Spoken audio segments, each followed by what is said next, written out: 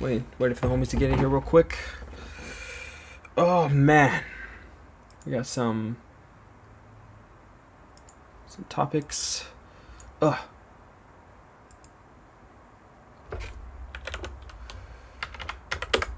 Oh man, where are we on episode 12? Yes sir. Yes sir. Oh man, we got a few things to look out for.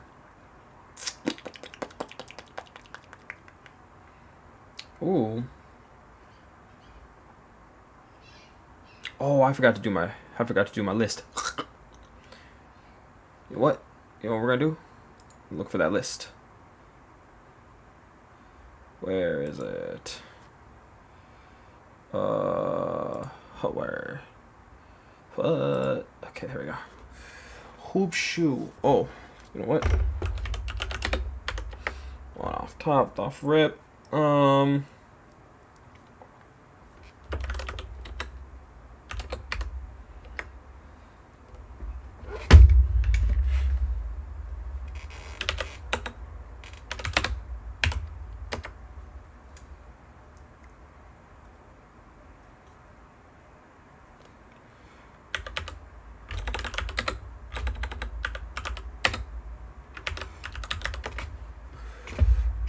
Let's see.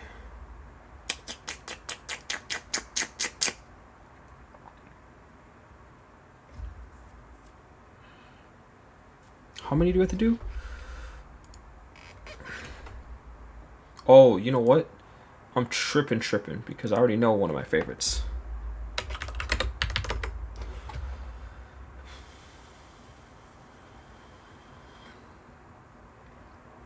I feel like everybody's favorite hoop shoe is that, though. Which KD do I have? The KD 7?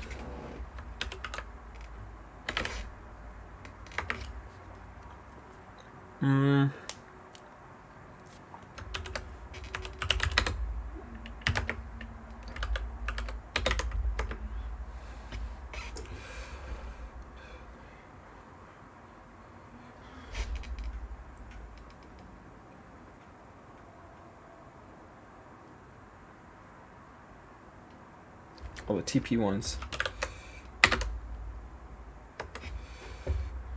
Tony Parker ones. That's 9.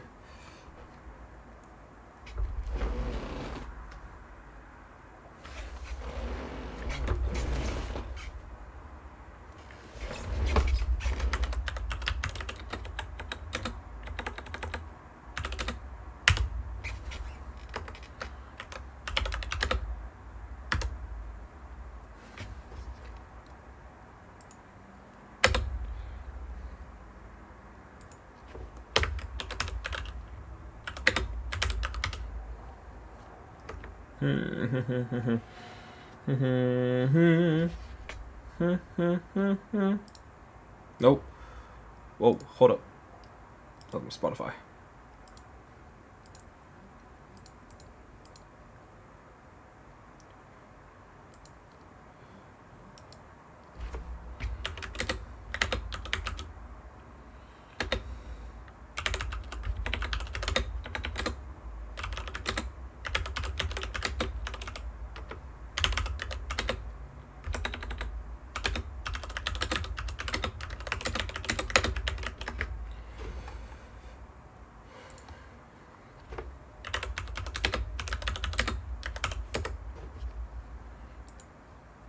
Oh.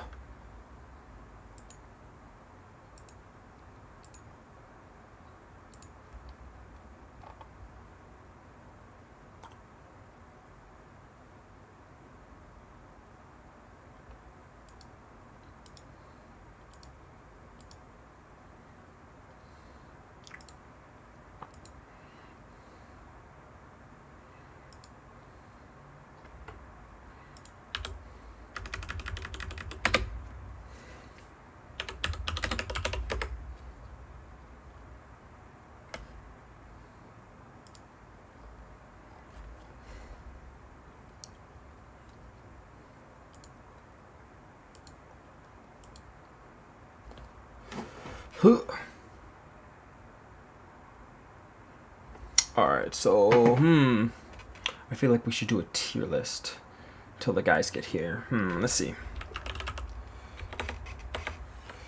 Tier list. All right, we're gonna go NBA. We're gonna see what we have.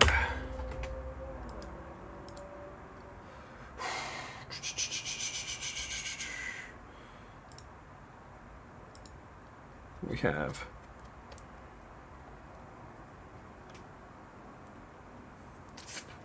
NBA teams. What do they have? Let's see what they have. Oh, for this year? Oh, yo, hold up. That might be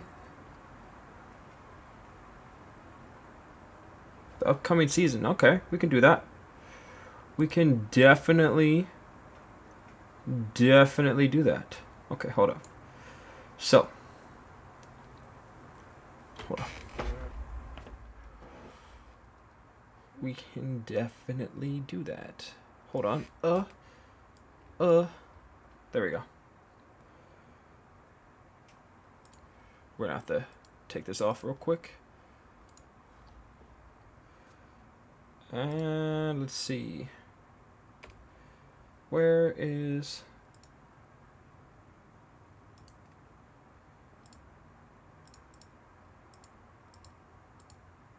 There we go. Yes, sir. All right. Okay. So, for this upcoming season, we're going to have this should be, I think, honestly, there should be like, there might be a couple goated, as far as like who's going to be like finals contenders, playoff, conference contenders, playoff contenders, playoff hopefuls, just missing out, and bottom of the motherfucking barrel. All right.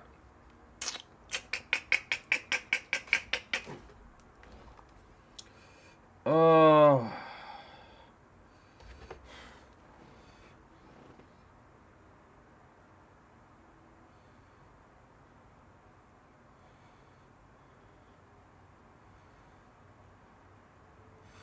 Ugh. All right, so first we're gonna. Oh, this is the alphabetical order. The Bucks. Honestly, the Bucks right now, no matter, I mean, they have Giannis. I mean, they may not have, Chris Middleton, but honestly, I see that they could be favorites this year. Yeah, even without Middleton, I feel like they're good. They're a pretty solid team. I just feel like even, with Middleton gone, they missed a little bit of consistency at defense because he literally is their best defender outside of Giannis. But Giannis is more defensive minded in the paint. Whereas Middleton is literally like their Swiss Army knife. He can go play defense on anybody. Him and Drew Holiday. But if it came down to shooting, I need Chris Middleton on the floor. And they just got rid of DiVincenzo, so that takes a little bit of their depth away at the point guard. But I still have them up there. The Nets. Now, if they can keep the team together, which I don't know, man. Like, at this point, last year, Kyrie didn't play in the playoffs, and that kind of fucked. Actually, Kyrie did play in the playoffs. It was just, he would, they just had a lot of injuries. Joe Harris was down. A lot of their, core guys were down. So, they were basically playing with scraps at that point. So, honestly, I feel like they could be a conference contender with the Bucks. In fact, I'm going to put the Bucks right here. We're going to move people up to, like, championship, contenders, as we go on. So, like, this is, like, championship contenders. The Knicks, they have to do so much. If they can get Donovan Mitchell, then I might put him in playoff contender. But until then, I think, honestly, they're playoff hopeful. I don't know if they get to the playoffs. Honestly, I really don't.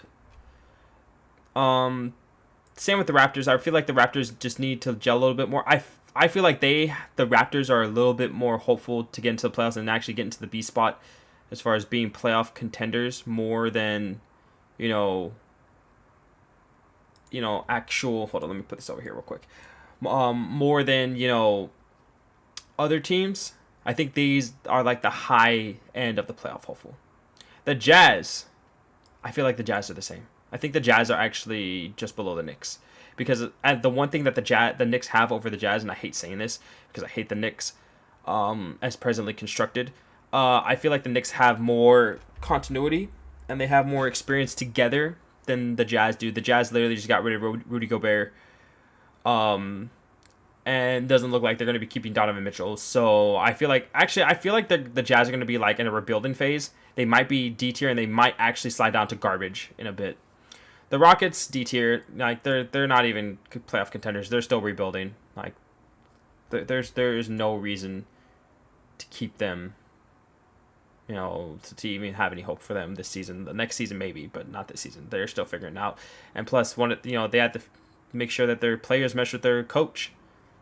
So, New Orleans Pelicans, I feel like are playoff contenders, especially with the re-emergence for me, the emergence of Brandon Ingram being a star. They're just going to be a very tough out in the West, especially in the West. The Lakers, my Lakers, I feel like even with all the ups, like we haven't been healthy in 2 years. Healthy, I don't think anybody beats us. But we have to see. I do think they're conference contenders in the West. But we have to see. The Bulls. If the Bulls get healthy, they're a problem. I'm gonna put them in playoff contender. Just off the sheer fact that they have, the stars around them to get it done. The Timberwolves are loaded at the big man position, both figuratively and monetarily. Playoff contender, definitely. I want to say playoff hopeful for, what Toronto is for the West, for the East, Portland is for the West. Because honestly, Portland is getting Dame back. They're getting healthy. The Young Bucks had some time together to, get acclimated to each other. So we'll see. We'll see how that goes. We'll see how that goes with them. Let's see. The Nuggies. Playoff contenders. Definitely. Without a doubt. They're getting Jamal Murray back, and I think they're getting Michael Porter Jr. back. Hopefully healthy. Hopefully that back injury doesn't kick his ass. But even without them, Nikola Jokic is just a phenom.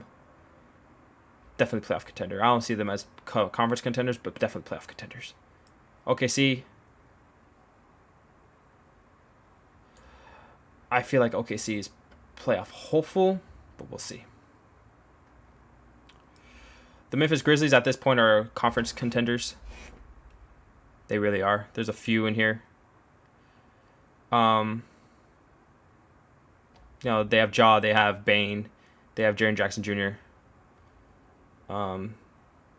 They have Mr. Nasty from Oregon, so it's whatever. He's whatever, but the rest, those other three, and they have really good team chemistry. The Grizzlies are going to be good. Same with the Mavs. I feel like the Mavs started hitting their stride. I feel like the Mavs are starting to hit their stride, especially with Luka. The only problem is they just got rid of Brunson, so that might be hard, but Tim Hardaway is coming back. So hopefully he can continue doing what he was doing when he was healthy, because he was kicking ass. The Spurs are in a fucking rebuild. The Spurs, they got rid of Dejounte Murray, and that was like literally the only saving grace. They got rid of Leone Walker a couple years back. I think it's last season, and they just got rid of Dejounte Murray. So, yeah. The Phoenix Suns. I feel they're playoff contenders. I don't feel like they're conference contenders. Because they have to prove it to me. You lost by 50. Like, in Game 7. Like out of all these teams, I feel like they're tops in the B category. But even then, like that's already 10 teams. That's 1, 2, 3. That's 1, 2, 3, 4, 5, 6, 7. Yeah, well, yeah, 6, 7. That's 7 teams for playoff. The Warriors, they just won the championship, so like they're automatic championship contenders. The Cavaliers, playoff contenders. They're good. They're really good. I'm avoiding the Clippers right now because I have to assess them a little bit. Actually, you know what? I can automatically put them in B tier because, you know, I mean, they have Kawhi, they have Paul George. They had a little bit of chemistry with the team last season without them. So, Detroit, playoff hopeful. Maybe. We'll see. I don't know. The Sacramento Kings are looking good on paper, but I'm still going to put them here. The Celtics, conference contenders. And honestly, I think the 76ers, with an extra year with James Harden, I think they're championship contenders. I think this might be the matchup. Honestly, I think that might be the matchup. Because Middleton's going to be gone the whole year. The Celtics, I feel like are brain fogged right now, but they're still good enough to get to the conference finals.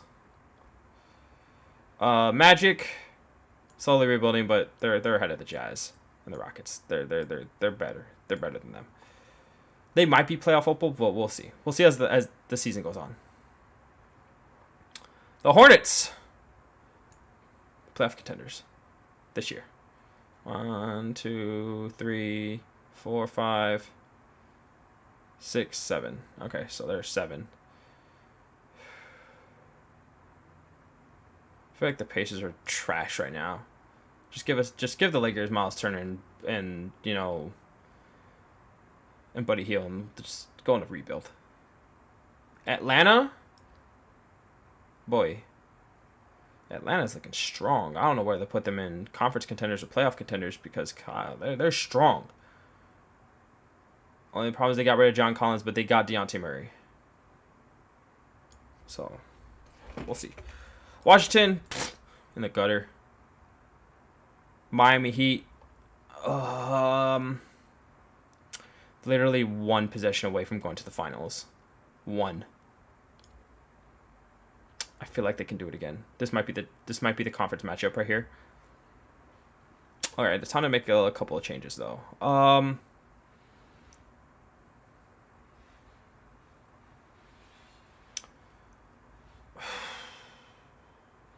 The Lakers are getting Anthony Davis back.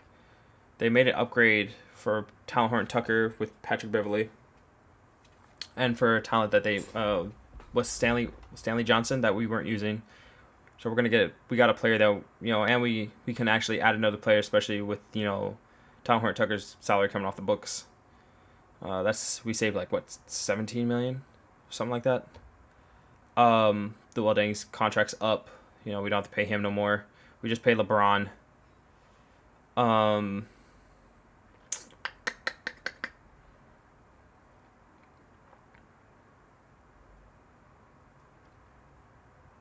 Honestly, I don't see the Atlanta Hawks being a conference contender yet. Like, for the conference championship. I don't see it. I don't. Like, these guys right here. And maybe the Clippers as well. Can be conference contenders. They need to get their shit together. The Lakers, if the Lakers want to make a serious push, they need to get their shit together. But hold on, presentation mode. I feel like for them, I feel like the teams that are in B tier, they have a chance to make to make an impact on who gets where. But ultimately, I feel like the Warriors, the Lakers, the Grizzlies, and the Mavs are like tops in the West. this year, like top 4. Who knows? Phoenix could surprise us and be like the number 1 seed in the league again, just below it like usual. But I'll leave it to Chris Paul to do that. I don't know. I feel like the Hawks are definitely in a tier above the Cavaliers and the Bulls. No, not maybe not. The Bulls might actually be on their heels. These two teams might have a nice little battle out.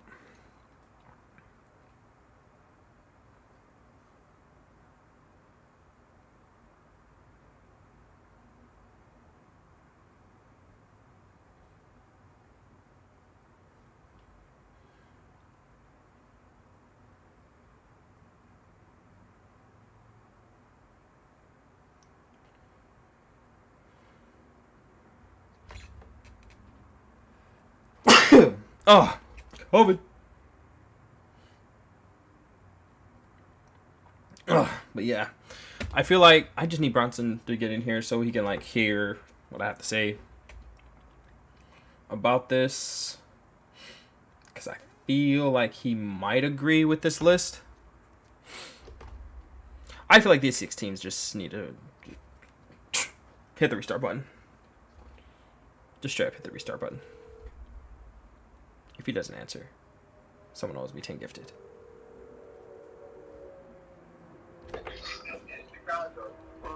Where are you, boy? Where are you, boy? I was doing some reading for school. Oh.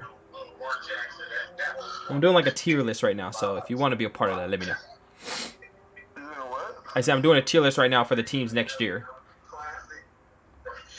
Oh, okay. Give me a second. Alright, for sure. Alright. Bye-bye. Because let's see. Alright. So like I said, I feel like it's going to be Golden State and these 2 teams for next season. Unless something drastic happens. Well, I mean, like I said, we'll watch out the whole entire list as the season goes on. I feel like the Hornets are starting to click, but I also feel like the Hornets are the equivalent to the Minnesota Timberwolves right now, as far as like figuring out their niche and figuring out what they need to do to make sure that they're good. I feel like they're. I think they figured it out. They just need to get better. They're figuring it out as well. They've figured it out. They just can't stay healthy. They need to stay healthy. Same with these guys. So with that being said, I think the Hawks are a little bit better because they have a little bit better of a. They have more chemistry with the players that they have. They've only got rid of one person and added one as well. I need Bogdanovich to be a little more consistent for me to even consider them moving up here, because Trey's being consistent, and Trey needs to figure out how not to get let double teams from bigger defenders, fluster him, because that mess really does mess with him. That tactic really messes with him, messes with his confidence, and messes with his efficiency. Like if you like the Heat, just dominated him, like putting Butler on him. Butler thrived on guarding Trey. So Trey needs to figure out how to play against bigger guards, because you're going to see Jimmy, and Jimmy's just going to lock your ass up. You might see Tobias Harris, and you might get the same result, but Tobias is not nearly the defender that Jimmy is. So, but I accredit the 76ers' success in this season to Joel Embiid and James Harden being good. Joel Embiid more than James Harden, because James Harden, I feel like, is past his prime as a player, but he still contributes very much. The Clippers still coming back from injury. 2 injuries actually, because Paul George is still he came back from injury late last season. I feel like Kawhi coming back will give them a boost, obviously. Because what were they last season? Hold up.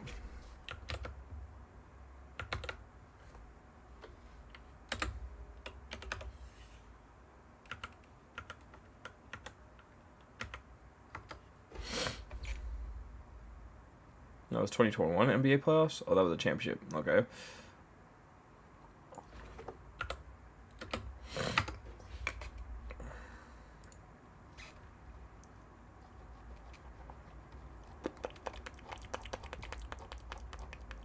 Well, the Clippers weren't even in the playoffs last year, bro. That's so crazy.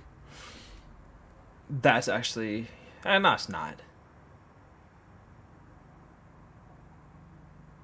No, it's not. Standings. No. Celtics made it. Yeah, let's see. The Clippers. Oh yeah, that's right. The Clippers got bounced on the player in the play-in tournament. Lakers, fucking Lakers, dude. That was so pitiful. I expect them to probably be a 1 or 2 seed. The 3 seed, I see us being a 4. Not even in.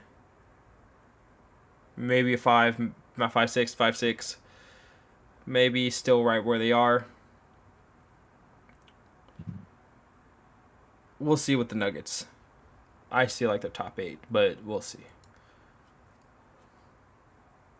Then on the Eastern side, Miami Heat stay, Boston stay, Milwaukee stay, Philadelphia. I think Philadelphia goes up to the 1st seed because this is really tight. Like 2 games separated, 1 through 4. Hell, 5 games separated, 1 through 5. So Toronto was looking really strong at the end. Oh wow, that's right, I forgot. I might have to. We'll see. I have them as playoff hopeful. We'll see. Because I feel like if the Bulls hadn't just withered away, they might have been a 1 seed. They lost to the Sixers. They got their ass beat by the Sixers. No, they lost to the Bucks. They got their ass beat by the Bucks. Yeah. The Cavaliers, I feel like are gonna move up. They're not a 9 seed anymore. I think they might take Toronto's spot. Atlanta.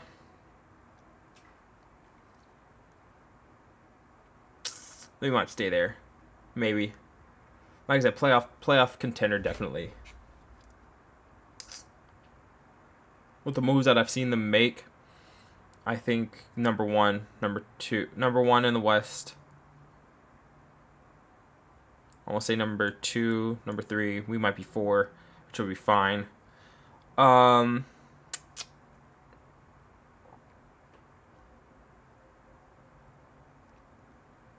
the East, Brooklyn's going to be better.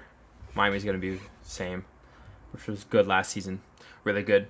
1, 2, 3, 4, 5, only because of the injury to Middleton. He might go off, although Giannis might go off for like some unprecedented like MVP race, unless LeBron just decides, hey, fuck it, I'm just gonna turn up.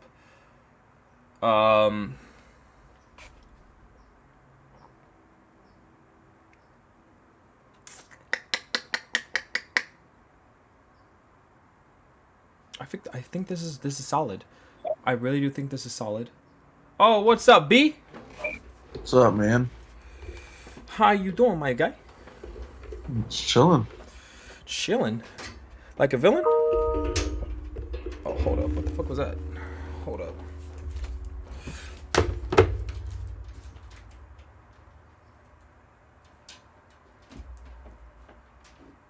There we go. Oh.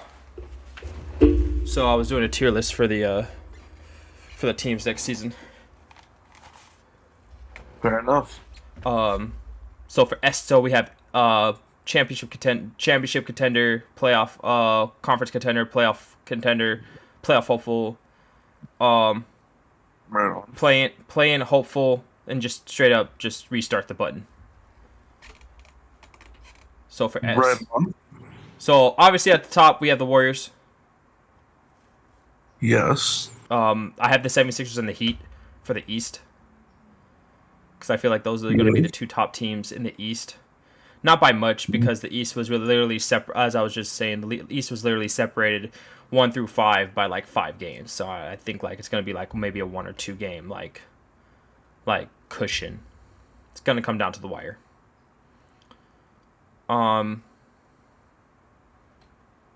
But I have those in like championship contenders. I feel like it's going to be the Golden State Warriors and the 76ers in my opinion, next season. But we'll see how that plays out.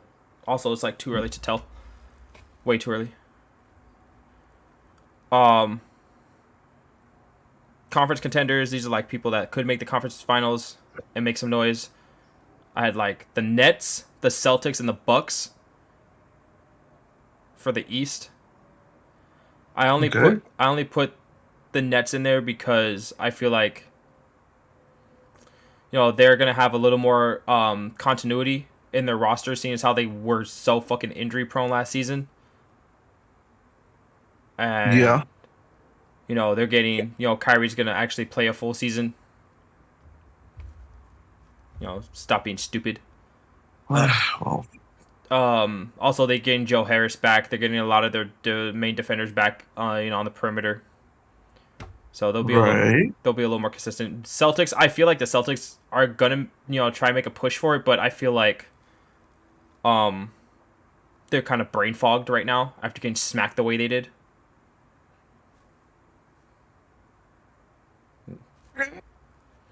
It's possible. And at the Possible. lowest end of that for me, the Milwaukee Bucks, only because Chris Middleton is their like most consistent player outside of Giannis.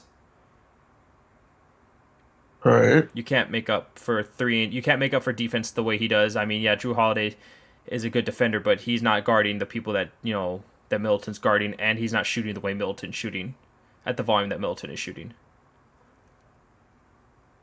Because Middleton could be a 27 points per night scorer. It's just that they have a 30 per night scorer in Giannis.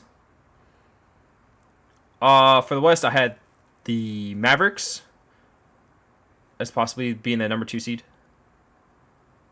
Because even with the loss of Brunson, I feel like Tim Hardaway can just come in and do what he was doing at the end before he got hurt.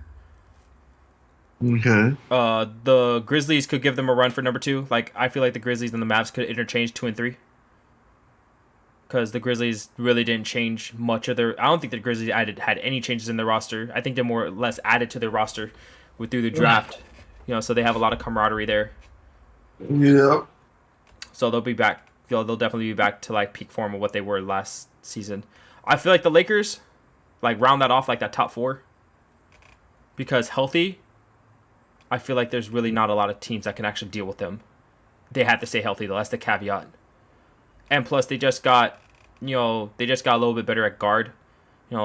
Trading, Talon Horton Tucker, who was, I mean, I feel like THT was, that last season was a little lackluster for him. So I think like a change of venue would be better for him. Allow him to get away from like the Los Angeles limelight, which can like really distract some players or like really like bring a lot of pressure to them. Especially playing for an organization like the Lakers. There's only one other team that has their history, which is, the Celtics. Right. I feel if they can remain healthy and with the way that hopefully they'll be playing defense under Darvin Ham, I feel like this might be the best defense. I think the Lakers might be top 5 in best defensive teams in the league. They might be top 5. Like the best defense team in the league. Okay. Possibly. The Clipper for B tier for like playoff contenders, like these are guys are gonna make like. I feel like A and S will not be changed. It's just the way that A and S is gonna get there. That's what B does. That's what B determines. That's what like the playoff contenders determine for me. So like I have the Clippers, the Suns, the Nuggets, New Orleans, Minnesota, and Charlotte. No, and Minnesota, not Charlotte. Charlotte's not in the West. And Minnesota for like the West, because I feel like the Clippers, first off, getting Kawhi back healthy is going to take some time for him to get like his reps back in, game reps. Paul George came back 10 games left in the season last season? Something like that. So like he's not even he wasn't even close to 100%, and he's not going to be anywhere close to 100% this season at the beginning of the season. So like they might have a little bit of struggle, but I feel like they'll do what they need to do. The Suns are fake. I feel like the Suns are not going to even get close to the conference final because they're having internal issues that are very well documented. Okay. That's fair. With Monty Williams and DeAndre Ayton obviously feuding. Like they'll make it work for the season. As professionals, I hope. I hope it's not a Jalen Green and his coach in Houston type thing where he just shuts him out. I hope he's more professional than that, and he just waits to get traded, hopefully to the Mavericks. But I feel like Phoenix got lucky with getting the number 1 seed last season, and they just blew it in Game 7. They just fell apart. And I feel like that's a consummate to what they actually are. They're not the best team in the league. I don't care what they're more like the Atlanta Hawks when LeBron was in the East. I never thought they were the best team in the league. They just had the best record. Yeah, exactly. That's why I said they were the Atlanta Hawks when LeBron was in the East. I feel like the Nuggets just need to get healthy and need to figure out their shit. But even then, even on Nikola Jokic's back, they can still make waves in the playoffs. Oh yeah, I would think so. The Pelicans figured out who they were. They just need to get better. Yeah, I think they'll be better this year. Yeah, they just need to like they figured out what they do good. They just need to get better at it. And I think that no team wants to see them in the playoffs, even as an 8 seed. And the Timberwolves, they have the best defensive front in the league, in my opinion. But even then, you have Ant, and you just lost Patrick Beverley, which was your defensive guy, like your defensive-minded guy. But I feel like Minnesota is like 1 year away from like making strides to like being like a top 4 seed. I think this is the last year of them being like playing contenders. East-wise, I feel like Atlanta, made great moves. They got rid of one player that I felt like they should have kept, but they also added Dejounte Murray. Makes their backcourt kind of deadly. Yeah, I would agree. The Bulls healthy are scary as fuck. They were, up until they got hurt, they were my dark horse for last year. They were scary as fuck. And the Cavaliers, I feel like, are the dark horse in the East. Yeah. If they can get rid of if they can trade Colin Sexton away, or like have him sign with somebody else, I feel like that team camaraderie is going to be a little bit better because I heard that they just don't like him. And I feel like the Hornets the Hornets are going to be okay, but they still lost a very key player in their team. Right. But I feel like LaMelo should be good enough to like pull them into the playoffs. Like no, like without a doubt. I have Toronto being hopeful because they just weren't consistent last year. So hopefully they can figure that out. Portland is gonna in the middle of like a pseudo rebuild. So they're like playoff hopefuls. Like these two teams are playoff hopefuls, but I think they're the top 2 in the playoff hopeful. Like they make the play in. The Thunder might make the play in. Maybe. I don't think Chet Holmgren going down is like detrimental enough for them to like not try and get a play in. The Knicks, meh. I don't like the Knicks as presently constructed, but that's just me. Detroit, I have nothing nice to say about Detroit or the Kings, but I feel like on paper these two teams should make a little bit better strides than what they did last year. Yeah, but they're young, so we'll see. Out of the play-in, I feel like Orlando, the Jazz, and the Rockets are all equal in my opinion because one, the Jazz might get rid of Donovan Mitchell, which automatically just puts them at F tier. Once they trade Donovan Mitchell, they're automatically in rebuild phase. Yeah.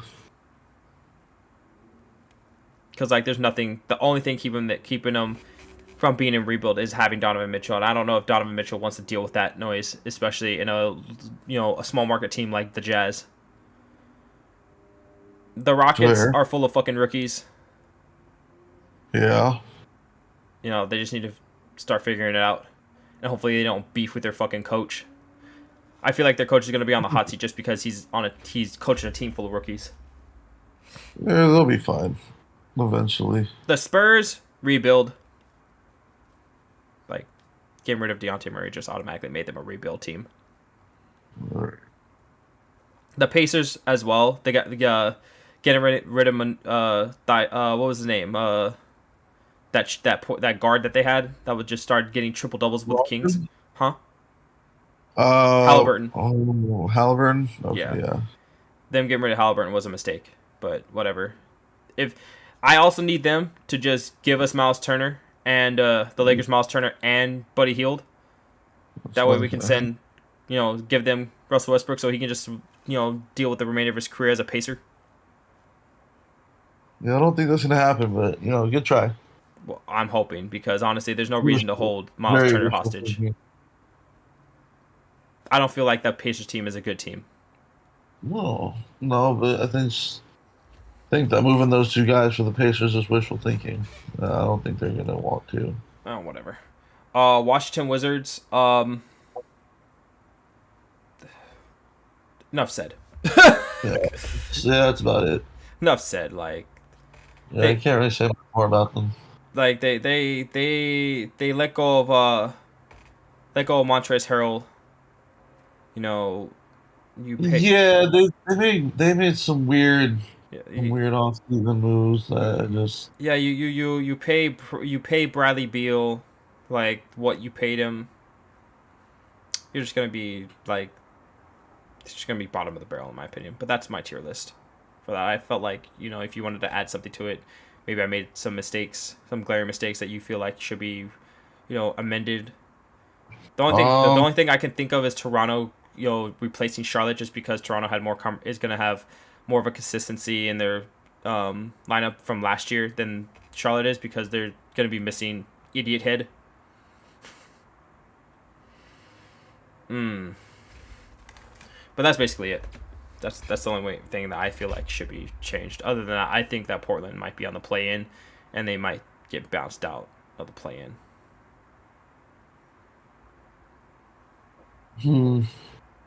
I really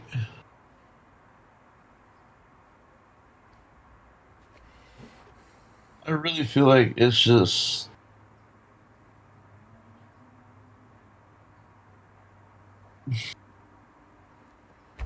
I really feel like the league is about like 2 or 3 teams deep and then like everybody else. Then like the next differentiation is just people who are probably not going anywhere. Yeah. And that's a long list of people. So, I mean, I don't really see too much of a problem with it. All right, for sure. All right. Not too bad. All right. So today should be a fun day. I hope Khalil gets on. We'll see where he is.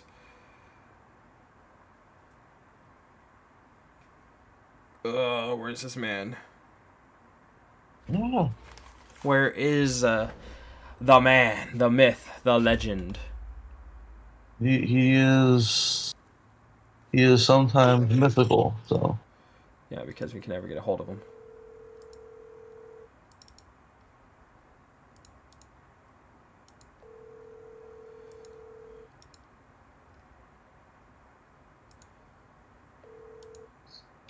Hey, let me call back in like 10 minutes. I gotta finish talking to this coach real quick. For sure. Hey, what happened?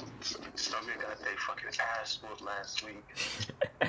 But in football, Yes, by Lake Ridge. Summit is nationally ranked now. Summit is nationally ranked and got the ass beat. Yeah, so Well, they that were happens. ranked last year. Or last week they were. Now they're not. Because they got their asses whooped. But yeah, I gotta finish talking to this coach real quick. I'm gonna call you right back. All right, for sure. I bet. So He's at work. All right. okay, is it work? Yeah, K's at work. Fucking A. All right, whatever. Moving on Okay, yeah. moving on to the next topic. That was lately the preseason. Okay, cool.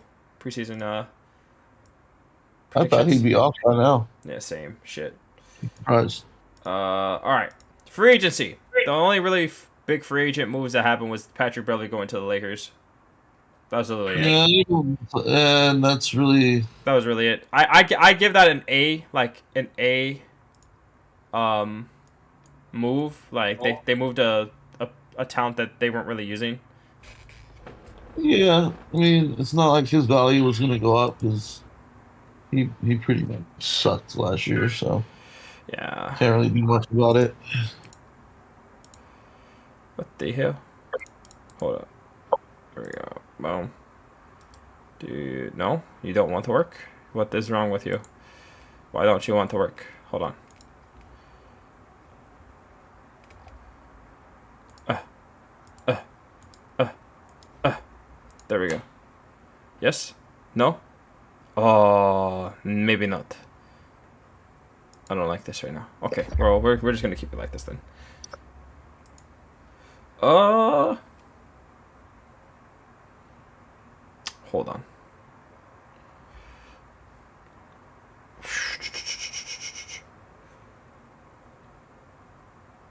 Hold on. We're gonna keep it like this. All right. So yeah, I guess you know, that was literally the only trade that happened. So I guess it wasn't like an A move for the Lakers because they needed to, like you said, the Talon Horton Tucker just wasn't living up to expectations like last year. Yeah, so that that's really they missed the chance to trade him 2 years ago. So I mean, like, I don't really know. I don't really know. I mean, I guess it's good that they dealt him, but like, you know, It is what it probably is. it probably would have been better had it happened, 2 years ago. Yeah. Top 5 hoop movies. You know what? That sounds phenomenal. Hold up. I've been in school, so forgive me for not having my lists done, but we can do this off rip. Hold up. Hoosiers, Glory Road.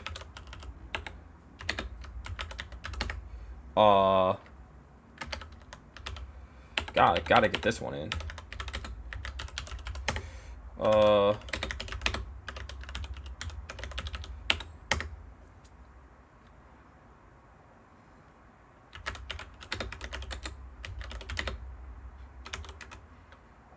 All right. So top 5 hoop movies, my boy. What you got? Name one, mommy. Who you got at number 5 Top 5 hoop movies of all time? Number 5, Yeah, all time. yeah. All right. I guess we can go with.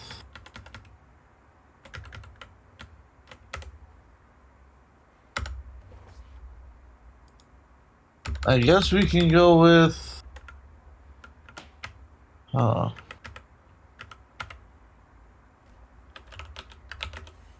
What would I? Damn. I literally just made that top 5 list, no problem. Like that would actually be it.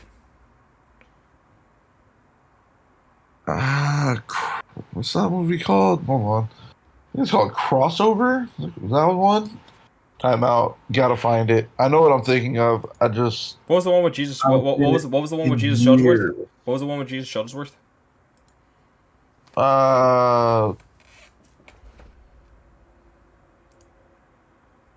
I feel like that. Okay, that was a movie. What I was talking about. All right.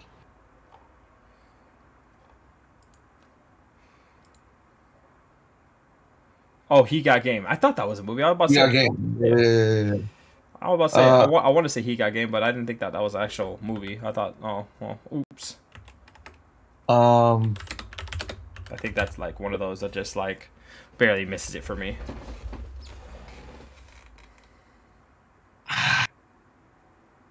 Yeah, you're having a tough time here, my guy. What's going on? Just because I've watched enough. I've seen enough. I would go crossover for number 5. Crossover? Yeah, because it was kind of cool to get like a little street ball movie in there. It's probably number five for me. Yeah, Okay. it's really not that well known, but I'll take it. I had White Man Can't Jump at number five. Ah, number five? What? I mean, this is just personal. I feel like there's not really a definitive like ranking you can go with this, in my opinion. Although There's a my lot of places. although my number two is basically because I met one of the people that was one of the players from the team that this movie's about.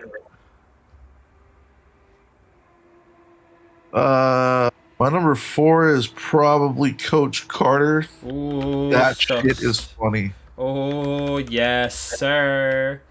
Uh, Such, yeah, such a good movie. yeah. Coach Carter's tough. Really tough. I have Love and Basketball at number four. Uh, Hey man, not much about it. There's not a lot. I don't know what. There's not a whole lot to choose from that are like real basketball central. hey, I met Shania Lathan. Oh, Centered.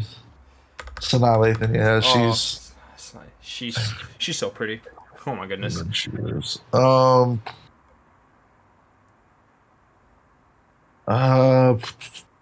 Love and Basketball might be number two for me. Hmm. Uh, number three. Haha. Number three's got to be Like Mike. Fucking Why? love Like Mike. Why? That because that movie was so funny, and it is a good concept to just have it like some random pair of like Michael Jordan shoes just like has these powers where you can play like Mike. Hey, you know what? Yeah, that was actually conceptually good and well executed. I had Coach Carter number three, bro. What? No. Like Mike? I forgot that movie was even a thing. That's why I said the list is harder if you really think about the amount of basketball movies that have been out. I feel like there needs to be another basketball movie to come out, but whatever. So So you said number two was Love and Basketball? yeah, my number one is clearly Space Jam. I don't know Nah. the original Space Jam. For you children out there, Yeah, the original. yeah, I, clearly. for my number two, I had Glory Road. It's also a good one. I watched. It's crazy. So I was on the plane ride to here to visit my dad when I was like 14, and that was the movie that was playing on the plane. And one of the guys, I forgot who it was on the team, was actually sitting right next to me watching the movie with me. That's a whole different. He literally, as the movie got finished, he was like, "Hey, that movie was really good, huh?" And I was like, "Yeah, it was good." I was like, "Yeah, that was a really good basketball movie." He's like, "Yeah, I know." I was like, "Coach was kind of cool though." Back, he's like, "They didn't portray me kind of well though, but whatever." I was like, "Huh?"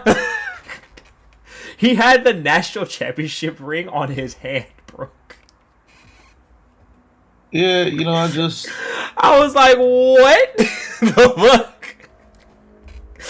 I got off the plane. I told him, I was like, "Dad, I ran into one of the players that from El Paso that played against North Carolina." He was like, "What?" He was like, "That guy must be old shit."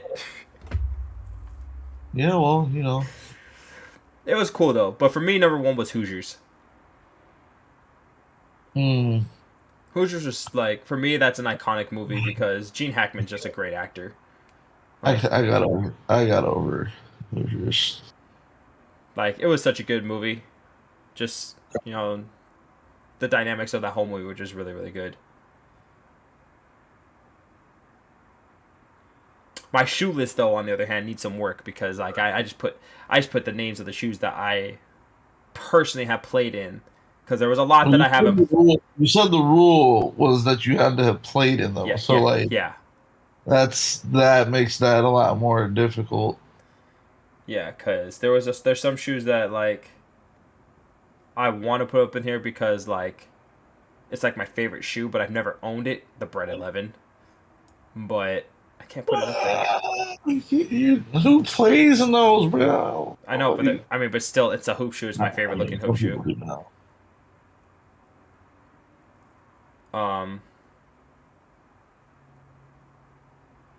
And I wish I played in the Hyperfuses. That was that was the one I wish I could have played in. Yeah, there's some classics in there. Yeah.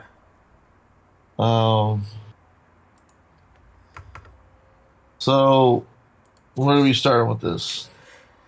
Where do I want to start with this? My favorite. Yeah. All right, hold on. I have to move this around a little bit. Hold up.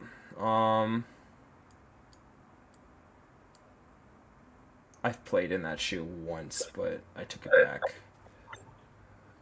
Cause I got I got those shoes. I want to start with the Harden 2s for my number 10. The Harden 2s. The Harden 2s. I actually still have them in the box too. Like I haven't used them in a minute, but they're a little heavy, but they're really structurally really good for me. I felt like they were a great shoe to like if you want to break in. Like if someone started with the Harden 2, it was a good starter shoe.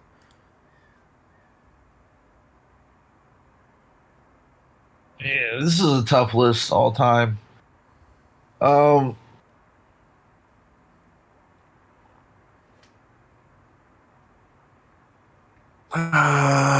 Man. This is a tough list for me because I have problems, everybody, or at least I really used to. So like, there's a lot of swapping places. I have problems. I had like several honorable mentions. Yes. That's terrible. Let me start with 3 honorable mentions. I guess we can limit it to 3. That's really ridiculous. So for my 3 honorable mentions, I got the Dame Lillard 1. Oh. Classic shoe. It was classic. It was nice. It was a real nice shoe to play in, actually. I caught some flack for playing in it, but I had the most I had the most questionable colorways in that shoe.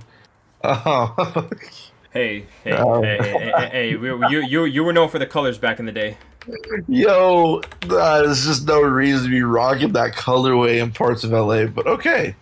For anybody who doesn't know, I had a blood red. Bro, it's just redded out. Blood red color Dame 1. It was just all red. Just all red. I think the only thing that was black on that shoe was the laces. Was the bat. No, the only thing that was black on those Lillards was the Adidas sign on the heel. Damn. Yo, yeah, I was wilding for whatever reason. I thought that was the thing to do. I can't believe I was doing that. This is some wild boy is wilding out here. Hey, the Dame Lillard 1 was one of my favorite shoes. Yes, it's a solid kick. It's just I have played in things that just Which Dame do I have? Because it's on my list. Figure out what number this is. Is this the one? Honorable mention. No. Honorable mention for this would be the KD 3. The KD 3 was a real good, solid. Was that the one with the strap? The one that was ugly? No. Or was that I don't know a whole lot of KDs that were ugly, but the 3. No, the 3 is a pretty typical looking hoop shoe. I know what you're talking about. Yeah. Really comfortable. I was talking about the clunkers that KD put out. I think that was like the 4s or whatever. Like it was a big shoe. Look here. KD hasn't had a whole lot of misfires in his shoe line. No, he hasn't. No, the KD3 was solid. That was one of my favorites. And then I would have to go because I know these are hoop shoes we played in, so this was a long list for me. Um, pull one out. It's from my kid days. The D Wade, the Converse D Wade. Oh my god, yes, yeah, 2.5. yes. Not the black and white ones. I had the second, like the 2.5. It's the 2 or 2.5. Let me check. I wrote it down, but I think it's 2.5.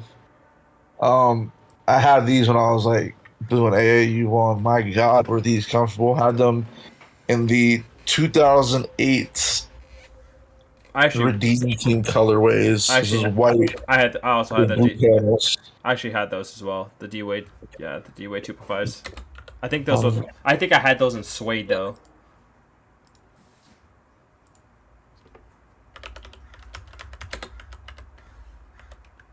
I had the Converse Wade 2. And mine were the had the Olympic colorway in that Wade. Nice.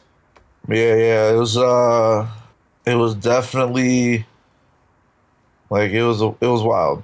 Yeah, I'm looking at them now. I'm like, dang, those are actually it was sweet. Wow, Yeah, I had had. some good taste back in the day. What's going on, man? Hey, Uh, so that would probably be my honorable mentions. so what's your Um, what's your number 10 then? So you have the Dame 1, the KD3, and the D Wade 2.5s. I forgot about those, to be honest. yeah, man. My number 10 is one of my favorite shoes that I ever played in. Is the LeBron 20.5.5. Wait, the Braun what? The LeBron 25 and 5. Yeah. Wow, you The LeBron. Wait, I don't even know what the fuck that looks like.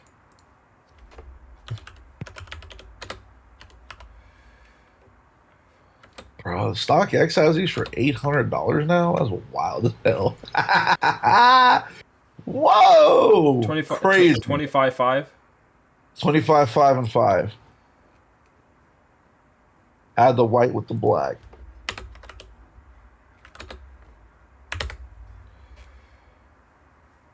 White with the. Oh, okay.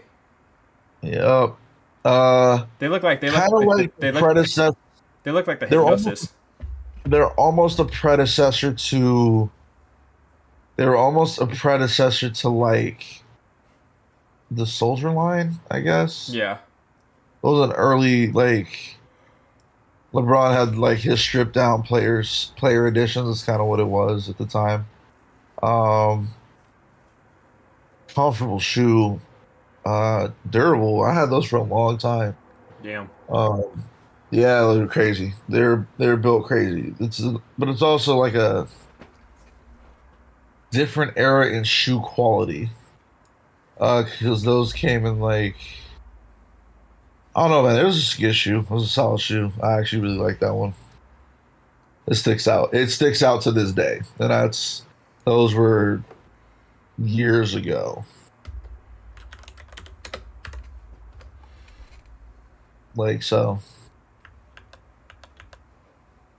He's brought him back a little bit, but like I haven't like not fully.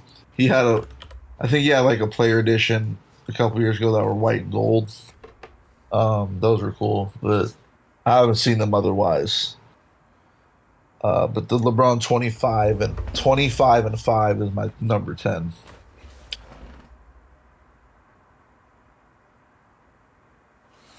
All right. So for my honorable mention, I'm sure you remember me getting these because like I went fucking giddy when I did because I didn't think I was gonna find them. The white, the Swaggy P colorway of the Crazy Explosive that Adidas had. Oh, yeah. I still have those, by the way. Boost foam was white. the revelation for hoop shoes. And it was just an all white shoe. In fact, I might show you guys that shoe. That shoe is fucking fire. Um, a classic, Yeah, a classic in Royale's class. You know, a classic in our basketball class, the Hyper Rev. I'm sure you remember me rocking those. that's your number 9 is the Hyper. No, that was my honor. No, that was an honorable mention.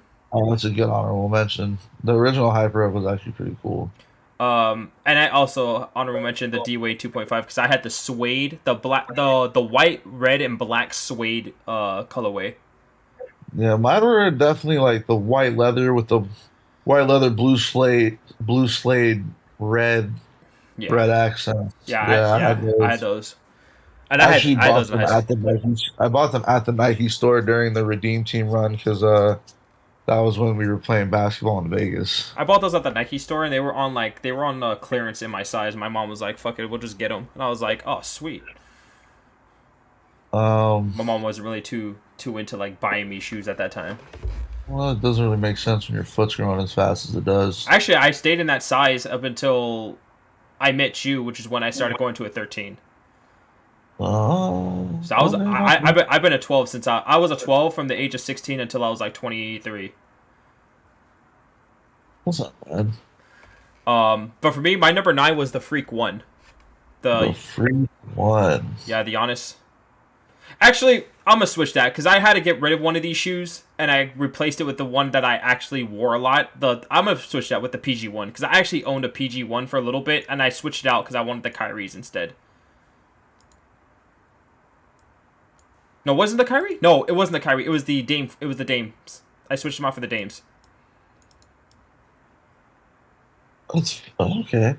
Yeah, I switched that out for the Dames and I was like, ah, fuck it, whatever. Uh, So yeah, for me, Fair enough. for me, the PG ones. PG one was a great shoe. It's just I felt like the you know the shoe that I traded it out for was just a better shoe. But that's my number um, 9. my number 9 is probably gonna have to be the T Mac See, 3. I'm just mad that you actually got to wear those. Um, I did not. Sad days. I was in T Max until I was in Kobe's. Like, I guess that's a good way to put it. I mean, Uh, I guess. there's gonna be a couple T Max on here. The 3 is probably the number 9. Okay. Comfy shoe, bulky as shit. So it's an old shoe. So I mean, like, All shoes are bulky as it's, a, hell. it's an early 2000s. It's an early 2000s throwback. Double lasted in the midsole. Like it's heavy. I'm pretty sure now if I would have played, I'd be like, what in the hell? But I'm that's just because shoes have come so far. so far that like some of this stuff some of the older stuff to play in just doesn't really feel good. What's your number 8? Because my 8's obviously the Freak one. I mentioned. What's your number 8? Oh, my number 8 is probably ooh wow it's the Chase is gonna realize how my problem with basketball shoes is this list in fall is gonna be starting. End up pulling shit out that just doesn't make a whole lot of sense. Here, let me tell you what this is. It was the Reebok Answer 8. Oh shit. Hey, surprise. Oh shit. Yeah, the Reebok Answer 8. Wasn't that his last shoe? No, definitely not. Might have been his last shoe in Philly. No, it couldn't even be that because I think the Answer 9 is in Philly colorways. Yeah, no. I don't know what his last shoe was. It was Um, probably when he was playing for Memphis. yeah, so there's at least 12 of these. So, nope, that looks like his Denver kick. Denver. Nope, that's a Detroit one. Detroit and Denver. Uh, You know what? You know what? Let me redo this because this ought to get might be the 13. The answer 13 might have been the last one. Um, let me revamp that. Oh, there's a 14. Sorry, now I'm actually like really surprised. I didn't know we went this high. Wow. but remember, Apparently there's you not 15. you had to wear it. No, that's what I'm saying. I'm just surprised that this is going that high. That's so wild. No, let me replace that answer 8 with the answer 4 because I did wear the answer 4, and that was a better shoe. Okay. For everybody who doesn't know what the answer 4 is, see example 1. It's the shoe that Allen Iverson wore when he stepped over Tyronn Lue in the playoffs. He answered 4. Zip up shroud, black, white. I believe mine was black and white. These. Oh, they're reselling them. Yeah, they've actually started to drop them again, and I thought about They're 130. They're not bad. no, but it's a Reebok, and like I'm just not a Reebok fan anymore. No, and If I got it, it would be for like the purpose of having them. I probably wouldn't really like wear them anymore like that. I feel you. But yeah, those are that'd be my 8. All right, for sure. All right. My 7 is actually a shoe I'm looking at right now. The Kyrie 3. See, I can tell that you're gonna have a lot of recent shit on here because that's when you started doing all this shoe shit. I blame you. Yeah, well, nobody forced your hand, and nobody put a gun in your head. Nobody did. Nobody did. I want you to try to tell these folk out here that they did and that we did, but nobody did. Honestly, if we're being honest, nobody put a gun to Chase's head. He was just out here trying to act a fool. I mean, it's okay. It's all right, bud. Sure. I'm just not gonna let you act like. Nah, I'm just not gonna let you sit up here and act like somebody did you foul. I mean, you was out here throwing that money at these sneakers, boy. I don't want to hear it. Absolutely not. I'm not even gonna. I'm not gonna give you that. I'm sorry. But why not? Much as you may want it to be said. No. Why not? Because you was out there doing the same thing. I mean, and nobody told you to do all that. Hey, nobody. Hey man, but I want everybody to understand which Kyrie I went and got. Hold on, Kyrie 3. Yes, sir. I want everybody to understand that this is the shoe that I have, and I have 2 of them. So if anybody wants to buy them for me, shameless plug, huh? You know how to, Mr. Ripples _22 at Instagram.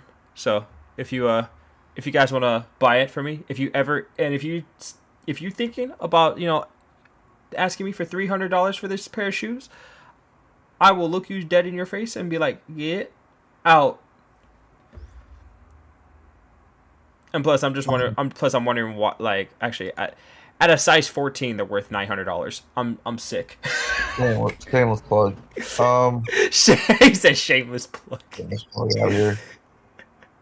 All right, well, but then again, I've played in these shoes. You've seen me playing them. It was so funny. We walked into the gym and the kid was like, "But why are you wearing those?"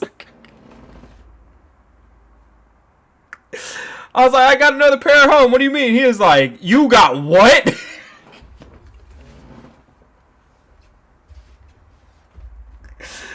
Oh, that kid did not know how to feel when I said that to him. He was like, "What? Are you serious?" I was like, "Yeah. Yes, very serious." In fact, I'm looking at them right now. They're right there. They're right there. All right.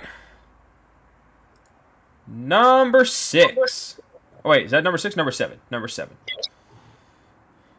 My number 7 is the Under Armour Curry 1. The UA Curry Chef ones. Which one though? Well, which colorway though? Because I know you had all the colorways of that damn shoe. You know which one was my favorite? Was the suit and tie one, the one with the fucking laser. Oh, that was the second one. Oh, that was the second one. Oh, bro, that all those random colorways. That you went and got every single one of. That was a good shoe. I'd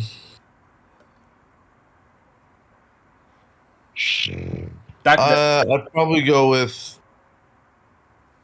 They actually just re-released it, but probably the Dark Matter colorway of the Curry 1. That was a release colorway, as an All-Star Game colorway. All right, let's see. Curry 1 Dark Matter. And they retroed it. Oh, the green and black ones? Oh, wait. Hold up. Didn't Miss Thing get you these? Facts. Ah. Okay. Yeah, that was a good shoe. I remember that. Indeed, it was. That was a really good shoe. All right. These next two shoes I credit you for. One of them I bought from you. The other one I wore because my shoe, the sole of my Hyper Rev, what's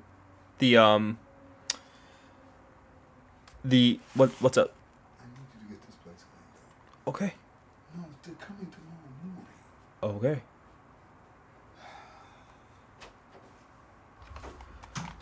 I credit you for one of them because like my shoe, the Zoom Pocket popped on the Hyper Rev, and I remember that it was a sad day, but you were like, here, just wear these, and we ended up. It was a good time. That was the only time I've ever worn that shoe line. But the KD7 for me, the one that you sold to me with the USA pack, the blue with the the blue with the red and the gold. Yeah. That was a good shoe. 7? Not the 7. Yeah, I think it was the 7. I can look at it. Hold on, let me see. No, it wasn't the 7. Wasn't it? No. Hold on, let me see. It can't be 7. It has to be like. Can't be the 7. No, it can't be the 7 because the 7 was the one I had that was orange. I had the 7 in orange. Would it be the KD?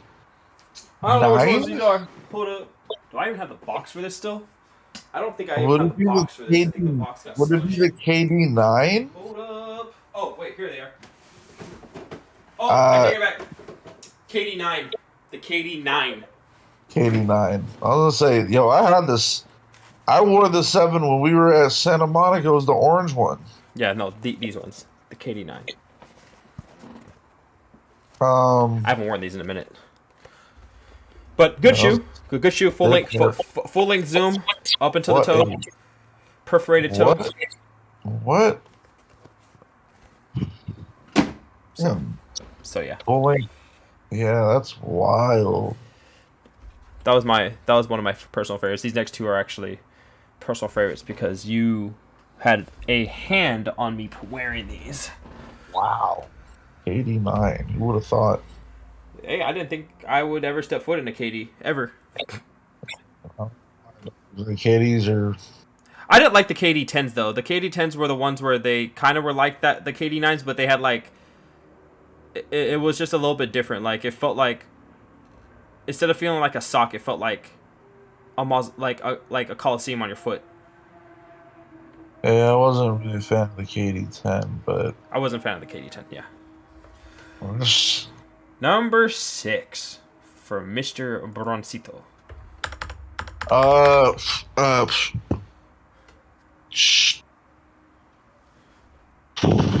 Well, number 6. Yeah. I'm gonna have to go with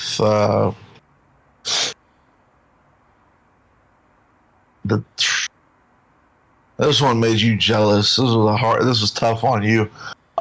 We talked about it and you're mad. My number 6 has to be the T-Mac 5. I hate you. I'd actually still wear that shit on the canoe shoe. For anybody that doesn't know, for anybody that doesn't know, the T Mac 5. These shoes were so fucking nice. This is back when Adidas really made good hoop shoes. They still do. No, there was a point there where that didn't make a lot of sense. But yeah, they're back to it. The All-Star editions of these were actually pretty dope. Yeah, I had the black and the red ones. I actually took that back. I had the white ones. Oh, okay. You had the white ones that everybody had. I like these. Yeah. The black and the red ones are fucking expensive, bro. What? They're wildly expensive now. Yeah, that's what I'm saying. They're expensive as hell now. The fuck? It's crazy.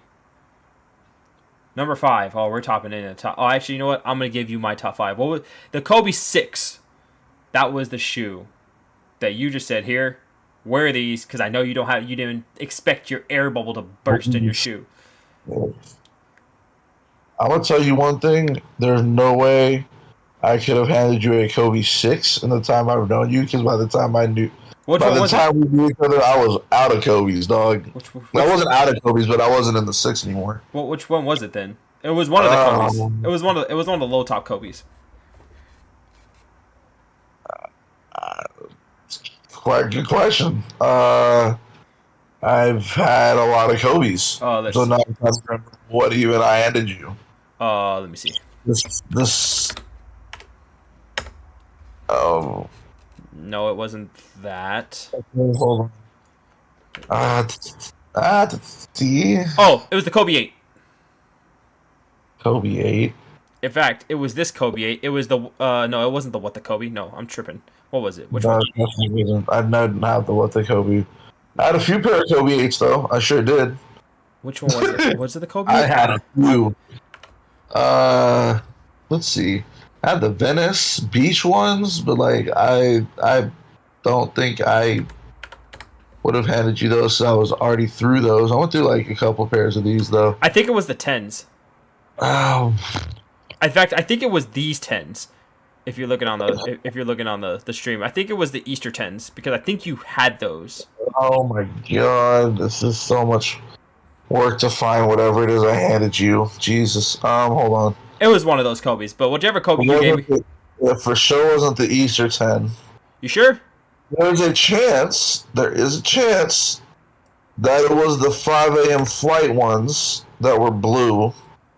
Because I had those, and I have the Kobe 10 Elite Low Mercurials, but like I for sure got those later on.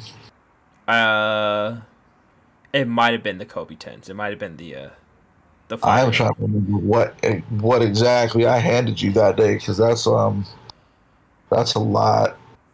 It was whichever one. It was. You know what? It might have been the Kobe. I'm trying to figure out if it was the Kobe 8, and it was. What did I? Kobe 8 Shedding Skin? Kobe 8 SS? Maybe? Kobe Shedding Skin, let me see.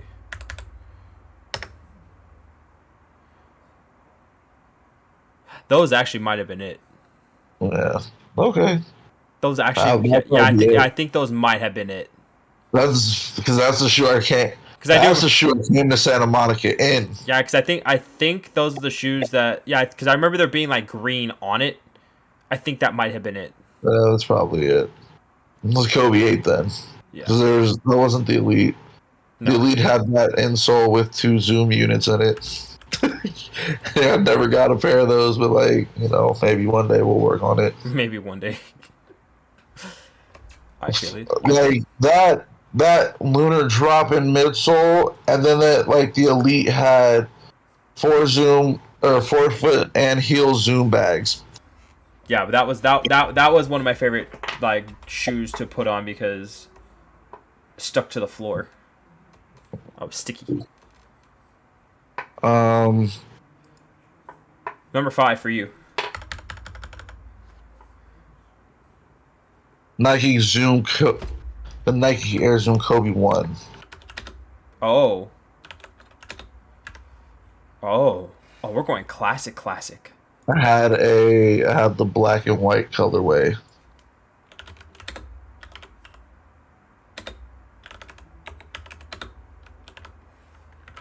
Nike Air Zoom Kobe 1, the what you now call the Protro. It would now be a Kobe 1 Protro. I had an OG Kobe 1 though. I'm mad that you actually have that. That irritates me. It was actually the first pair of sneakers I bought with my own money. Wow. Let me see. Number My 4. birthday money. Number 4. The Dame 4. Like off rip. Dame 4. I still have them. And thanks to the pandemic, like they didn't get much wear in 2 years, so. But those were one of my favorite shoes of all time. Fit like a sock. Lightweight, low to the ground, really good traction. Plus, I got the original colorway, which was red, all white with red and black accents. For any of you that don't know. Dame 4. Let's see. What is this? What is this for me? Number 4. There's a tie in number 4 because it was somewhat of an identical shoe. I don't remember there really being much change between these two, but the models came one after the other. It is the Nike Air Zoom Huarache. I'm mad. 2K4 and the 2K5. The Huarache. Nabi classics. That was a shoe. That was a fantastic shoe. That was the shoe Kobe wore before he got his line. So many Kobe colorways. So, yeah, bro. Yeah. All right. That's a tie for 4 because those two. Well, yeah. I mean, I'll just put the Huarache. The Huarache the Huarache was really good. No, but it's really a 2K4/5 because there's also a Huarache hoop shoe, but that's a separate. They're separate. They're not the same entity. Yeah, that's the shoe. The Huarache hoop shoe was the one that Keyshawn was one wearing. Yeah, and then I have then there's a 2K4 and the 2K5, which are I guess if you want to call them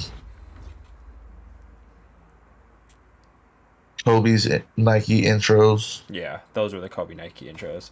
Those are really good shoes, though. I mean, I think he wore those to the Olympics too. No, because that's coming. Just give me a second. The 2K4s, yeah, I believe he wore the 2K4s to the Olympics. I promise you he did not. I promise you he didn't. I can tell you that he didn't. But continue. This is your 4 now. What's your number 4? My number 4 was the Dame 4. My number 3 is the peak Tony Parker ones. Jesus Christ, you have peaks on this list, bro. That shoe. Not hating on peak, by the way, but hey yo, bro. Wild as hell. Hey yo, hold up, bro. Those Tony Parkers were sick. I think I still have them somewhere over the rainbow, way up high.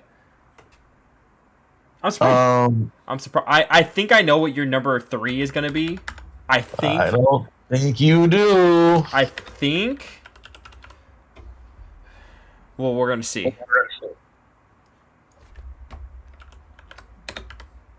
My number 3 is the Nike Zoom Hyperdunk 2008. Actually. Oh. So this would be the.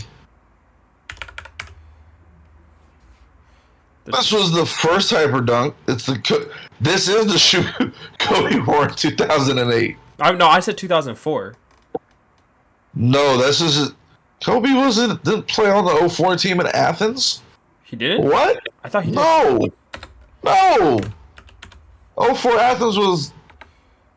LeBron, Melo, and Wade, and like Oh, that's the they one that. lost. Yeah, that's the one that they lost in. Yeah. Yeah, no, the original Hyperdunk debuted in a Team USA colorway. Kobe had this crazy. It wasn't really available yet. They did eventually like release it, but like the Hyperdunk 08 debuted in a Team USA colorway, and it was because it was the team shoe for the 08 The United We Rise team. The United We Rise. Kobe had the United We Rise color with the laser etchings on him. I was hot, but it's okay. It's all right, dog. That shoe was fantastic. Yeah, the later model fucked my foot up, but whatever. That first model, bro. Once you broke it in, B, that was something special. The Hyperdunk review from 2008. Oh my god, OG. OG Hyperdunks. All right, you're number 2. My number 2 would be the Nike Zoom Kobe 6. That's why I was like, I didn't hand you a 6 because I was done with my 6s by the time I met you. I ripped through the bad boys. 2 pairs. Damn. But did you get the Grinchmases? No, that is just it is a sore spot in my sneakerheaddom, but I will eventually get a pair of Grinches. All right, for sure. I have other priorities going on right now, but I had 2 pairs of the 6s. For sure. For me, the number 2 was the Kyrie 1. Man, That Kyrie. not a bad shoe. Not a bad shoe at all. That Kyrie 1 is still sitting in my closet somewhere. I know I still have it. I never got rid of them. But I remember when I got them bitches, I said, "Hey yo," because I got them like a month early before they even dropped in store. Because I ordered them online. Back in the day, where you can customize your you can still Nike ID things. It was just different. Yes, it's different now. But no, back in the day, like back then, like it was like it told me, oh, they'll be here like the day that they release in store, and they got like to my house a month early. Well, and I was like, I was like, do I bring these out like the next in class the next day? We'll see. I eventually did. I had the Black History Month colorway, the Kyrie 1. Oh, the black one? Wait, what?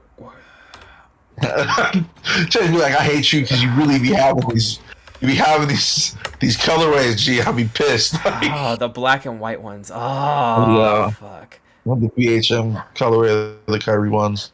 All the Black History Months from that year were really, really good for each shoe brand too. Yeah, it was a real cool thing at one point. I don't know what happened, but you know. My number 1 is by far and away, and I have pairs of them again. The Curry 4. What? No, absolutely not. What? No, not at all. No, the best shoe I've ever played in by far and away is the Kobe 4. Oh, the Kobe 4. I never got to play in the Kobe 4, but whatever. Jesus. You're going to talk about a fantastic hoop shoe. That was, those were spectacular. Oh, those are the ones that had the black, the Bruce Lee editions. Yeah, those are pretty dope. Okay. My number 1. Notable, yeah, they have some colorways of that Kobe 4 that were just insane. They had Rice High. They had the Chaos colorway, which was like gray and purple. They had Lakers colorways. His MLK Day colorway was crazy. The Del Sol colorway. They had the Kobe 4 had so many great cushioning. It was low top. It had Gen 1 Flywire, which Gen 1 Flywire. Once you broke in Gen 1 Flywire, that shoe was like that shoe was your foot, and your foot was that shoe. That Gen 1 Flywire, and it has such good grip that like when I retired a pair of my 4s, I wore them as beaters, and I kid you not, there was courts I could still play on with those after I beat through it. That's how the grip was on those. Like, that grip was insane. That's crazy. Absolutely insane. Hold up. And to attest to it, I had multiple pairs. My little brother had multiple pairs. That shit was insane. It was so good. Like, I got the draft day ones, which are beaters for me now, the Protros. But I play in the Carpe Diem fours sometimes. I got Protros of those as well. Oof. Now, it should be no surprise what my number one is, because, like, I talk about getting this shoe again. It just irritates me that it took so long for them to retro it. The D-Rose ones were so good. I can't help you with no D-Roses, dog. Oh, I had a D-Rose, but like... No, the D-Rose ones, the ones that they had the ankle thing that separated from the shoe. That shit was fucking phenomenal. And I had them in the black leather one. Oh, they were so they were so pretty. Oh my god, I missed that shoe.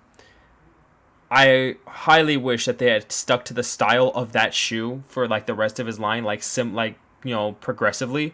But they just, like, the two was entirely different than. Oh, lack support though. That was a problem. No. I mean the first one didn't lack support. The second one did. I don't know. No, that's why he had hurt problems and shit later on. Yeah, the first one was a good shoe. The second one was the one that I ripped through on the court. The 2.5s, yeah. Cause my brother. Let me tell you something.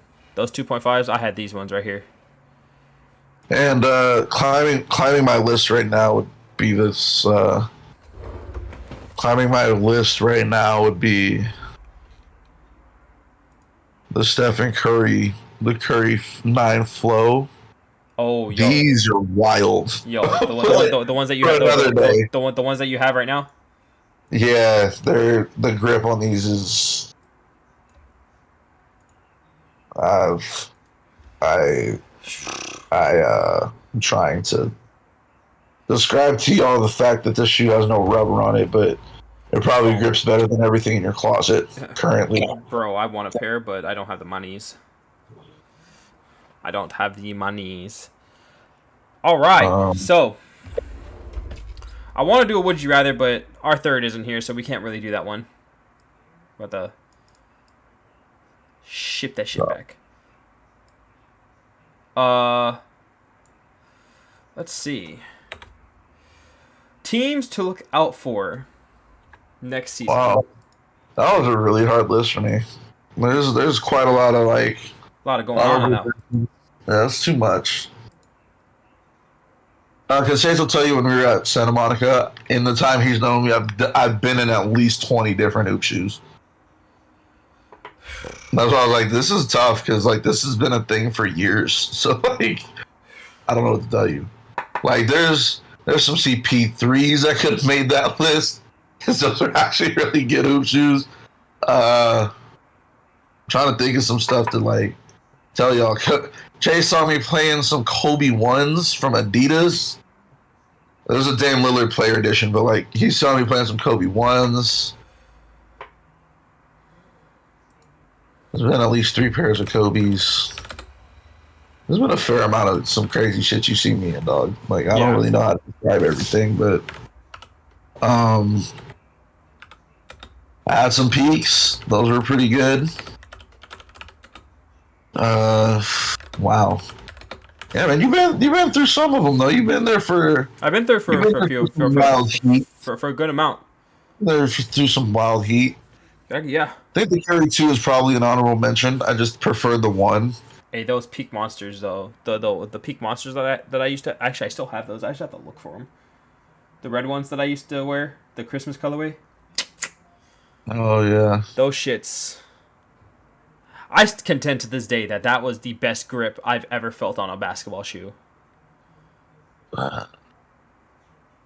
All leather shoe too. Like it was a little heavy, but at the same time it was a very safe shoe. I love that shoe. In fact, if I find those shoes again, I'll probably break them out to play in. I like playing in those shoes. Chase held the Browns too. Don't let him fool you. One pair. You guys bought it for me. I'm not gonna turn down. I'm not gonna turn down a gift and not playing. He liked them. He over here front like that man didn't try to wear the hell out them shoes. Chase is over here like, why are you exposing me like this? Yeah, why are you exposing me like this? That's not nice. Why are you doing this? Yeah, well, you liked them. It made your knees not feel so damn sore after a while, sir. Don't. That's what I said. Don't act.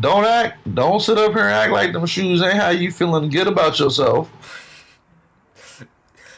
Yeah, I know that hurts you. I know it hurts you, but he liked them. He don't want to say it, but he liked them. Yeah, blah blah blah blah blah. All right. So a shoe. How about this one? Which one? A shoe that you wish you could have had. Which one? There's a bunch of them. Pick one. Pick one? The Bread 11s. The Bread 11s, obviously. So hooping? You don't hoop in them shits? You're wild. Back then, if I low top 11s, it was not. They were cool, but like no, like I'm talking like when they came out, like if I would have been able to hoop in them as a kid, like back in the day. I mean, you feel what I mean?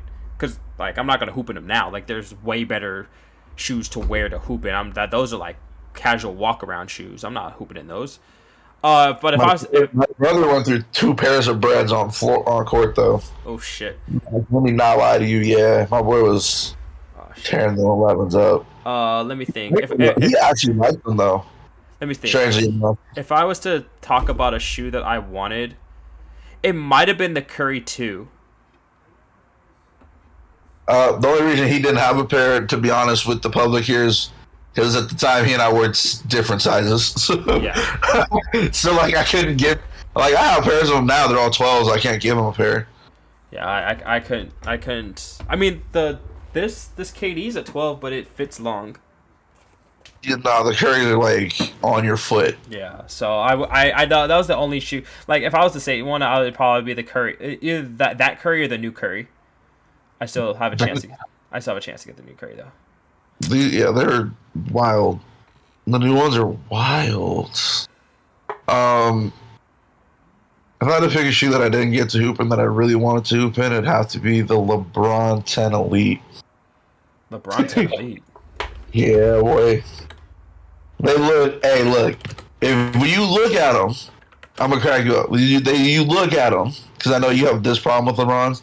They look bulky as hell. They do. But you remember the airbag on the KD9? Yeah. The LeBron 10 Elite had that no segmentation. That was just the whole thing. Was that Zoom airbag? Boy, let me tell you. I tried them on, and the only reason I didn't get them because I had an Elite from that shoe series that you saw. Cause I did pull these out on you one day, and you were just like, "What is wrong with you?" Remember, I had the Elites from that series though, because it was the Kobe 8 Elite, and then there was LeBron 10 Elite, and it was the KD. I think it was the 6 Elite, the white KDs I had with the gold swoosh. I don't remember that one. Hold on, let me see. Wait. Damn, hold up. The ones I gave to Marlon. Oh, okay. Yeah. I know which one you're talking about. I had the Elites from that series.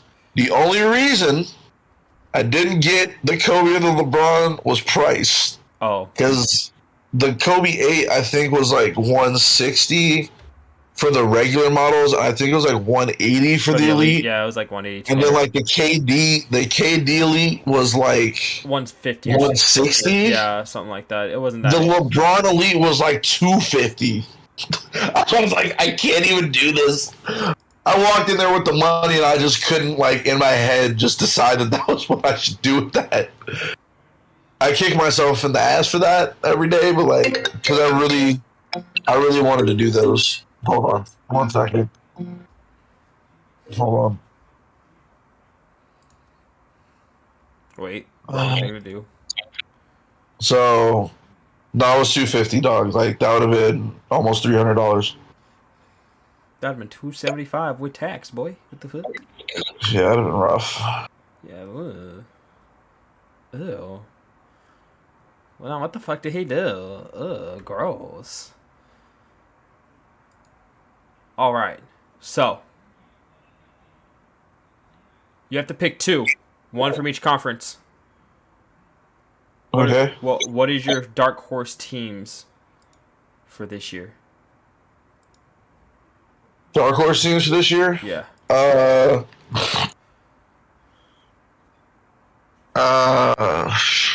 The Bulls stay healthy in the East. It's the Bulls, and in the West, man. The West is hard.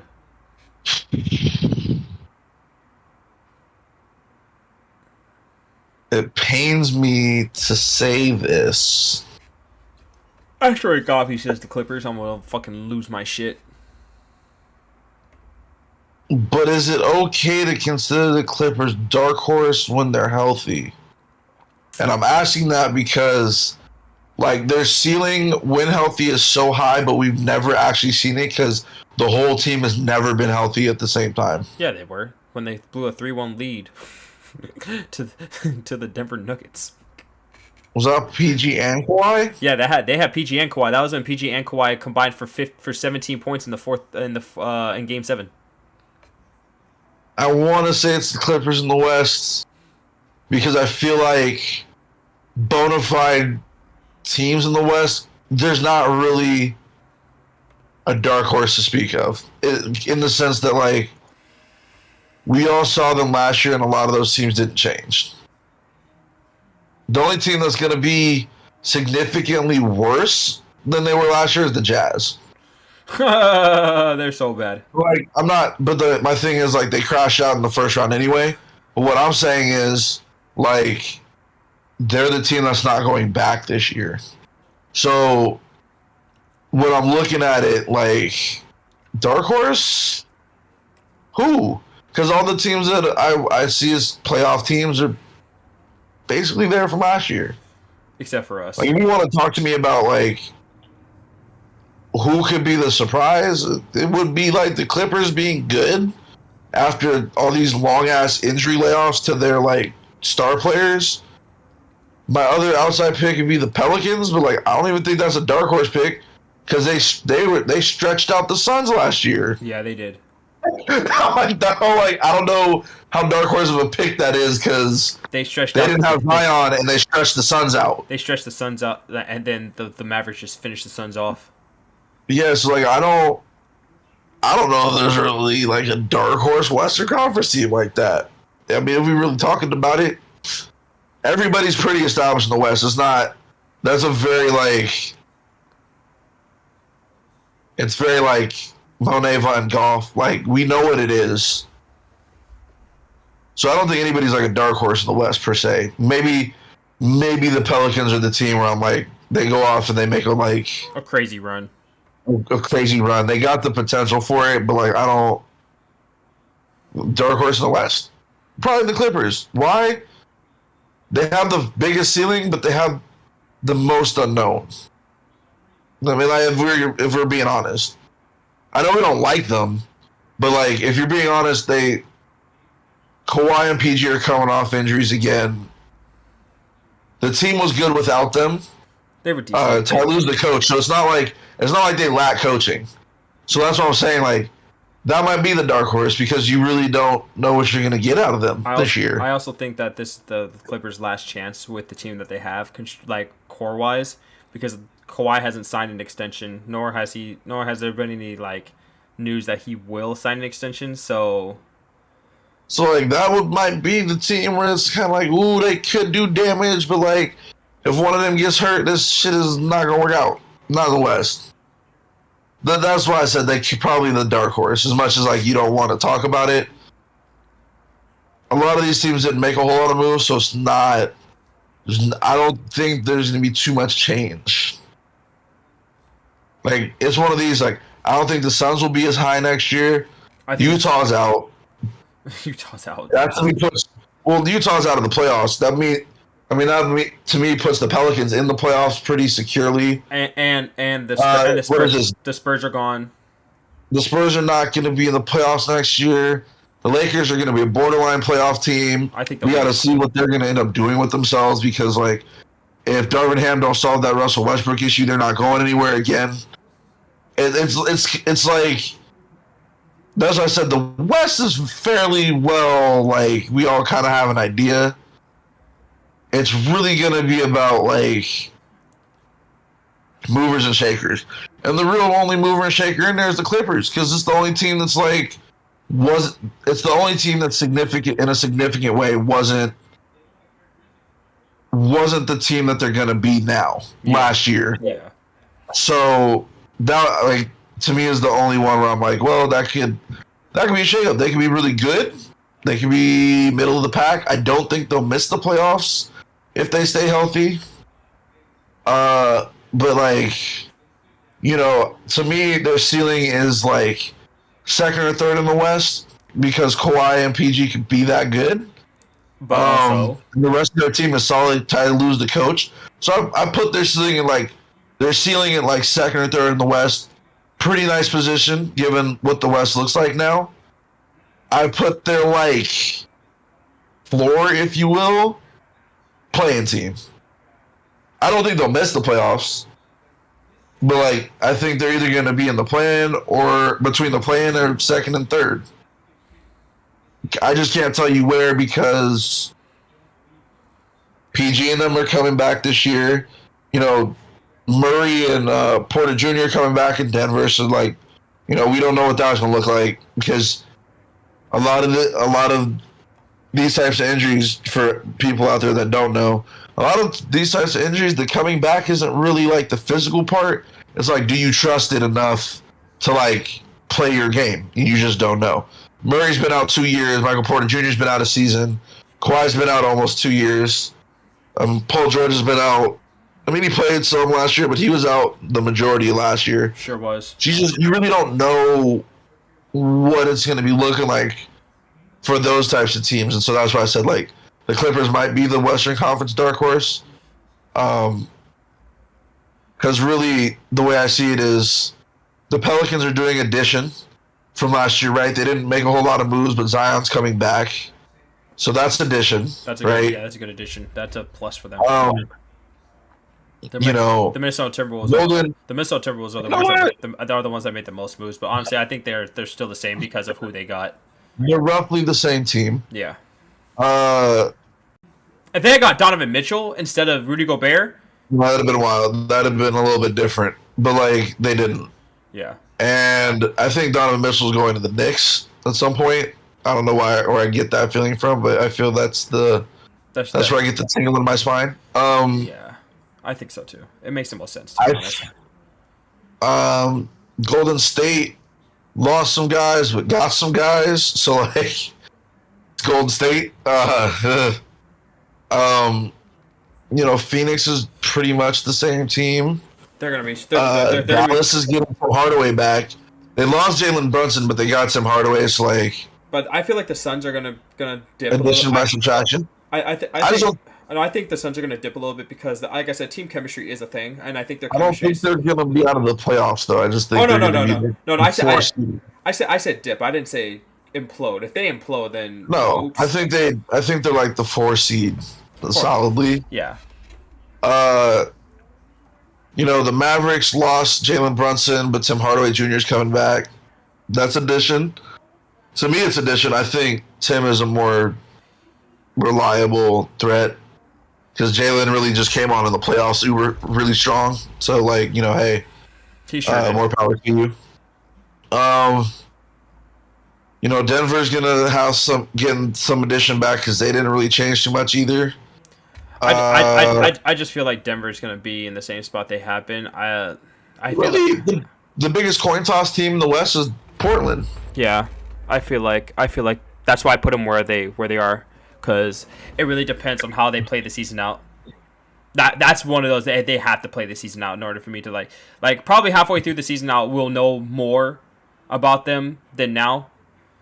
Because as it stands right now, we know for certain what the other teams are going to be doing in the West.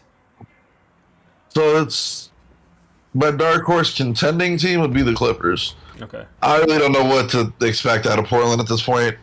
Dame's coming off a pretty lengthy shelf, being on the shelf for an amount of time. For a They're very long, tweaking long time. roster, but like I don't know how that's gonna work. There's no CJ anymore, so it's kind of like, I felt like that. Um, I felt like that was coming to an end sooner rather than later. And I said that to you like 2 seasons ago.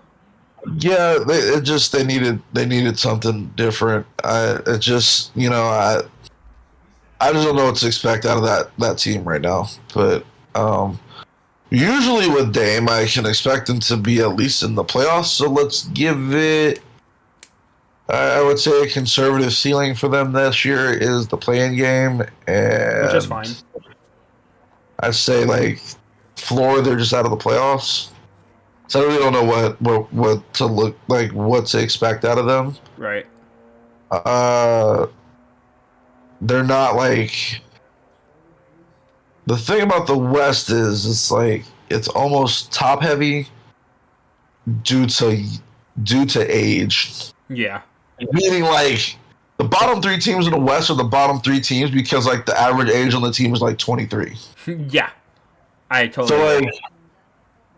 So like, the Rockets are really young. The Thunder's really young. Sacramento's still really young. And like, outside of that, like OKC's, those are all young teams. And then like, to me at that point, it's going to be like Utah because they've lost a lot of people. They've been slowly regressing. Like it's just. Yeah, they needed to blow that up though because Gobert's trash. So it's like you get paid millions of dollars, you have no post game to speak of. That's some shit I don't understand. So there's that thing. So I think Utah's kind of like in that mix now, where they're kind of like on a rebuild. Minnesota's good still. Memphis is probably going to be a problem for everybody in the West. Oh yeah, yeah, dude. Like the top 4 teams in the West, to me, Yeah, like are Golden State, Memphis, Denver, and I feel like the Lakers are going to be number 4, in my opinion. I honestly, in my heart of hearts, and that's not just like on paper. Like I'm just saying on paper. Not even on paper, dog. They got the same roster they had last year, except for Pat Bev. Like, wait a minute, timeout. And then the Lakers did it again. They're gonna get pissed when I say they did it again and got rid of the only motherfuckers playing defense last year. Who? No one was playing. No one was playing defense last year. The fuck you mean? No, but your defensive rating got substantially better when you got Stanley Johnson last year. Yeah. So once again, we go back to the Lakers. We're just gonna kick our defensive players to the side and hope for the best. Yeah. This did not work for y'all last year, and it didn't work. I don't understand it either. But once y'all got rid of Caruso, when you guys got rid of Caruso and Kuz, and I don't like KCP, but he plays some defense. And what's his name? Montrez. When you ship them 4 out, it's like your defense ceased to exist. All right? Do I understand that? Not really. But like, those 4 left, your defense went from like middle of the pack the year before to like 23rd last year, and I was just like, there's just no way that's how bad that affected y'all. You know what I'm saying? I mean, our wing defenders were really good our championship season. So, but that's my point. Is like everybody you shipped out in the last 2 years was all about your defense. Yeah, which is. And I'm like, because I think you guys were like top 10 your championship year. Then you move. We were like number 3. You shipped those guys out. We were like number 3. Yeah. So you ship those guys out, right? You get rid of Dwight. You've lost. We didn't get rid of Dwight. Dwight didn't even listen to like. Dwight left essentially. We didn't get rid of him. We offered him a contract and he just went away. So. And he took the same contract in Philly, and it did end up not working out with them. So. We got Dwight back. Dwight left, and then came back. You lost Caruso, KCP, Montrez, and Kuzma. Montrez was a sieve for us. Montrez plays at the rim. Yeah, but Montrez. Y'all don't have that. Yeah. Like that was really the point. But here's the thing: Montrez needed to play like the 3-4, and this man was not quick enough to guard a 3, and he was undersized to face the 4s that we were facing in the West. Yeah, but he at least provides some type of presence at the rim, because like who else does?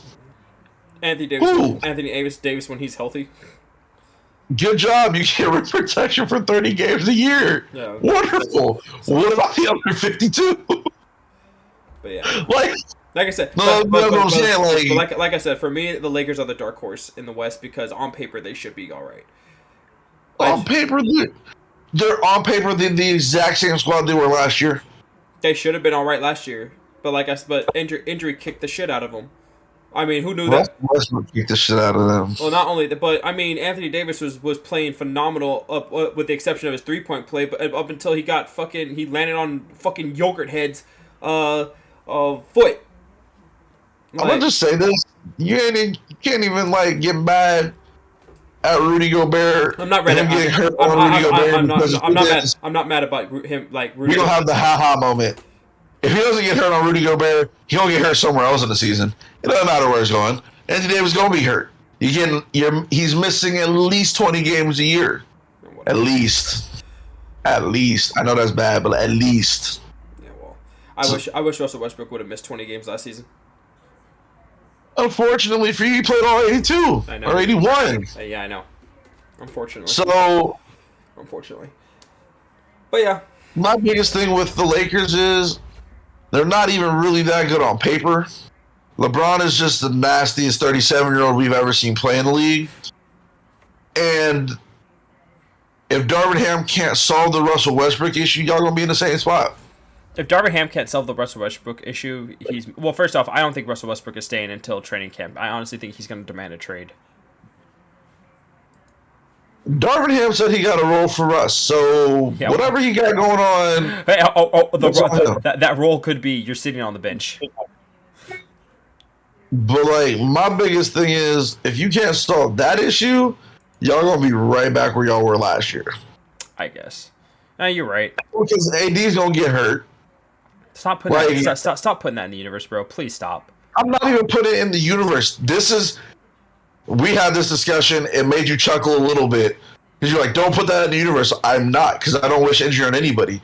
But let's just talk about the facts. When was the last time AD played a full 82? I don't think he played a full 82. All right, then. So I'm not putting it out there. I'm stating some shit that'll probably happen. It's really at this point, how it affects y'all is about when it happens. So that's kind of like, oh, he gives you 65, gets hurt in the playoffs. That's a miss, right? Like, that's what I'm saying. Like, it's about where it happens at this point for a lot of us because we know it's coming. In our heart of hearts, we know it's coming. We've gotten past the fact of hoping that it's not going to happen, right? It's just, you guys would rather it happen like in game 5 of the year where he can come back and play post All-Star break through the playoffs, right? Rather than like last year where it happened like a few weeks out of the All-Star break and he just wasn't here for the rest of the year. Yeah. Like, that's what you don't want. You want second half of the season with AD, not first. I'd rather him play the whole season, but whatever. We'll see. We all would rather him play the whole damn season, Chase, but like... We'll see how that works. He's what, 10 years in now? He's got to be more than that, but like, I think conservatively 10 years? And he hasn't played more than 70 games for the most part? 29. He should be... No, he's 8 years in. Is he 8 years in? Yeah, he's 8 years in. And he hasn't played more than 70 games yet? Let's see, 1, 2, maybe 1 year? 4. He started in 2012, so this will be his 10th season. Okay, so he hasn't played 70 games pretty much his entire career. No, he played 75 in 16 and 17. And that's the most he's played in the season? Yes. The next closest would be 68, and then he played 67. He's played 60s. He played 62. He's played less than 70 games 9 out of 10 years of the league so far, pretty much. Right, let me see. 8 out of 9. 1, 2, 3, 4, 5, 6, 7, 8, 9, 10. So yeah, he's 10-year vet. Played 10-year vet, 1 season over 70 games, 2 seasons. 2 seasons. Yeah. So essentially so this will be his 10th year. So out of 9 years he's had in the league so far, he's played 2 seasons over 70 games and 7 seasons under 70 games. He's missing 20 games a year, damn near. Like that's a given. Like that's not even some shit we argue about anymore. The hope is that just when you have him at the right time of the year. Let me see times. Like when you guys won your championship, I don't think he played more than 70 games. You had him for the postseason. Well, then again, there was only 70 games that season. True, and y'all got a 3-month break, so he didn't have the wear and tear. He played 62 games that season. Okay, so that's nice. See, there you go. But also, I take this into account. You guys had a 3-month layoff because of COVID. Everybody where has. he just No, that's what I'm saying though. No, but that's what I'm saying. Like, if y'all had been playing, there's a good chance he's gonna miss 20 games that year. If they'd have played the schedule the way it was, like the way they always do, good chance he's missing 20 games. No, we'll see. Because that 3-month break allowed him to get healthy again. I hope you're wrong. Like, I really do. I don't want to see him get injured, bro. Like, I'm tired of... I'm tired of it. Because everybody keeps going like, he's like top 10 talent. That boy would have to be healthy to be top 10 talent. Like, that's what it is. I feel like I said, I just don't want anybody to wish that upon him, because I feel like, honestly, a lot of people want him to get hurt because they don't like... A lot of people just don't like seeing the Lakers do good. Because I guarantee you I should qualify my statement here. I think it's good for the league when the Lakers and the Celtics and the Knicks are playing well. Fuck the Knicks. Because when there's more people are involved in it, right? But like, fuck the Knicks. I know you have an issue with the Boston thing, but like, fuck Boston. When we're talking about involvement and like people watching basketball, the league is at its best when the Lakers, Boston, and the Knicks are playing well. Yeah. Like, I'm not like, I know you don't want Boston to win, but like, that's when the most people are engaged in what's happening in the NBA. Yeah, unfortunately. So, like, but at the same time, like, yeah, I know, fuck Boston. Fuck Boston. Yeah. But my point being, that's when they're most engaged, and most people, fans that are like hyper extreme, if they're gonna wish injuries on any teams, it's those 3 teams when they're playing well. And I'm going to qualify this statement. I don't hate the Lakers, and I don't wish Anthony Davis be hurt because I really actually would like him to play 82. I want to see what that's like. So when I say that, like, when I tell Chase people that I'm like, I expect him to be out 20 games, it's because that is his, like, pattern for his career. He's been out about 20 games a year, roughly. Give or take a few, but, like, that's his pattern. Outside of 1 year where he played the 75 and then their championship run where he played 62 out of 70, but he had a 3-month break to get healthy and then make a playoff run. So, like, this wasn't like a full season. It was a weirdly cut season. Because, like, really, AD would be a monster if every year they had 2 or 3 months off in the middle of the year for him to get himself right to play in the playoffs. Honestly, he should have been getting himself right this whole entire time he was out, but we'll see how that goes. I didn't touch a ball until last week. Sock you out. Not really, but it was disappointing to hear. Yeah, it was. But it's just like, I think this is something I did agree with Shannon Sharp about. If AD did it this year like he does other years, where he takes the same offseason schedule, then he's probably going to be hurt 20 games. Yeah, but if he doesn't, if he actually takes this shit seriously, he should be fine. I'm hoping he took it seriously. Yeah, I hope he did, because I want him to hear I want him to hear the noise. I'm tired of like players saying, "Oh, I tune the noise out." No, sometimes you need to hear that shit because you deserve it. Well, I'm gonna point this out to people, and like maybe people get upset, and people were upset because Chase knows my team and who I'm a fan of. But to the point of, I just tune the noise out. My team hears everything y'all say, everything you say, everything that gets said in the media. These boys keep receipts, and it drives them to kill people. and deservedly so. So that's why I was laughing when they were like, I think it was an interview with Ja, who I do like actually, and I do like his approach and his attitude because I think that's kind of like some shit you need in the league. Like some people, it's kind of like you just said, like those like we tune the noise out. No, you should hear it. You should hear it because it should motivate you to do better. Because I have a feeling a lot of the shit that been getting tossed at Memphis this offseason about like their shit talking and their antics and their shit, I feel like they hear it, and I feel like they think people just don't take them serious. And so I hope next year they come out here and they start punching people in the mouth. I hope it happens. I like that kind of stuff. As just like as a basketball fan, I want to see that. As a basketball fan with me, you talk too much. I feel like you need to get socked in the mouth. But you should, because no one should be telling you. No one should tell you certain things. But my thing, like for instance, no. They need like they Jaren Jackson Jr. comes out here and has like a breakout year, and then like later this year is like, well, Clay called me a bum. I'm like, IB, you came out here and you showed us that you not a fucking bum. Yes.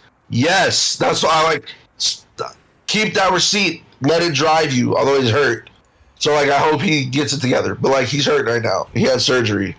I'd like to say his ankle, foot, knee, something like that. Something. Not heavy surgery, but he had surgery on it this offseason. But just like John was like, well, they obviously hear everybody and they keep receipts. Yes, and that is partially why they beat y'all. They hear everything y'all talk about. Every time you yap in the post-game conference, they hear it. Like, look, talk shit, get hit, right? To Chase's point, John told Steph it was going to be fun, yeah, and you went home. So, like, I don't... That was, like, the wrong person to say that to. Ha, ha, ha. But, like, you know, no one really knows what kind of shit people have talked to Memphis, right? Up and coming young team, I'm sure they was playing head games with them. And I'm sure Memphis came out here and punched people in the mouth, and that's why we saw them whipping people's ass. I got an example. When they said when Golden State said whoop that trick, I was like, damn, we finna get our asses whipped. We are. Because I'm like, why are we talking this shit right now? What happened? We lost by 58. I'm like, look at this. Why? Why give them motivation to play better? For what? Right? Honestly, I don't care. I mean, it went the opposite. My thing is, it went the opposite way. But like, I'm not gonna sit up here like other people and be like, Memphis shouldn't be talking shit. They talk shit, and when they got shit talked to them, they blew us the fuck out. Blew us out. Like wasn't even 30. They blew us out by 50 in a playoff game. Cool. Yeah, we won the championship. Sure. And like, that's the only reason we not talking about that blowout loss is because we won that ship. If we would have lost, we would have been like, damn. No. All right, we got breaking news coming out of New York. The Knicks. Oh shit! The Knicks have finalized. The Knicks have finalized a 4-year rookie extension to R.J. Barrett worth up to $120 million. God, okay, get the bag, young fella. But Chase is gonna laugh at me when I say this. Why is it that every time I look up, the Knicks is just doing some shit that don't make any sense? Unless they're gonna 1-for-1 trade him for Donovan Mitchell. That would have to be it, because this don't make sense, B. That Knicks team ain't done shit in years. So, you know, that's how I look at Memphis. I'm not mad at Memphis. Memphis. They talk smack, they get beat. When we talk smack, they blew us up and out. So like, cool, but they talk smack the whole entire series and then got beat in 6. Yeah, but that's my point. They talked it, they got beat. We talked it, we got smacked. Like, I would hope. It just seems like that's not how all these teams gear themselves, though. Like, as soon as we started talking about the possibility of Brooklyn getting swept, what happened? They got swept. Like, that's what I'm saying. Like, that didn't motivate you to not get swept? Because I'm not going out like this. Absolutely not. I honestly blame Kyrie for that. But that's why I'm saying I blame Kyrie for that, by the way. But you blame Kyrie all day, but Kevin Durant still played. Kevin Durant averaged 30 in that series. He still played. He still got sweat. I'm not saying that. Like, but at the end of the day, like, you and I both know, he played and he got swept. He the one out there. It's on him. Kyrie didn't really do anything. He didn't do shit. On top of which, I don't even know what exactly. I don't even really know exactly what Kyrie was supposed to do because he hadn't even played the whole year to do. Yeah, he has some games in the regular season where he was looking nice. But, like, you and I both know, like, for what, B? Yeah, four. Right? Yeah, four fucking what? But, like, you're out of rhythm. Like, I don't care who you are. Like, if you played a grand total of 20 games, you expect to come in the playoffs and be nice. No. And what I tell you, because we had that we had a conversation. Remember we had that conversation when you were like, "Damn, Kyrie had like 35 in game one." I'm like, and they gonna shut his ass out for the rest of the series. They sure did. Like, that's it. I said he's out of rhythm. Like, what has he been doing? Nothing. He barely was practicing. He was doing it on his own. Yeah, but like, that's not practicing against a live defense. It's not making you better. Like, I was like, they gonna can his shit in a minute. And they did. I'm like, that's it. Honestly, I got tired of Kyrie's antics last season. Last season, it was that pissed me off. Everybody did. Everybody did. It wasn't even just you.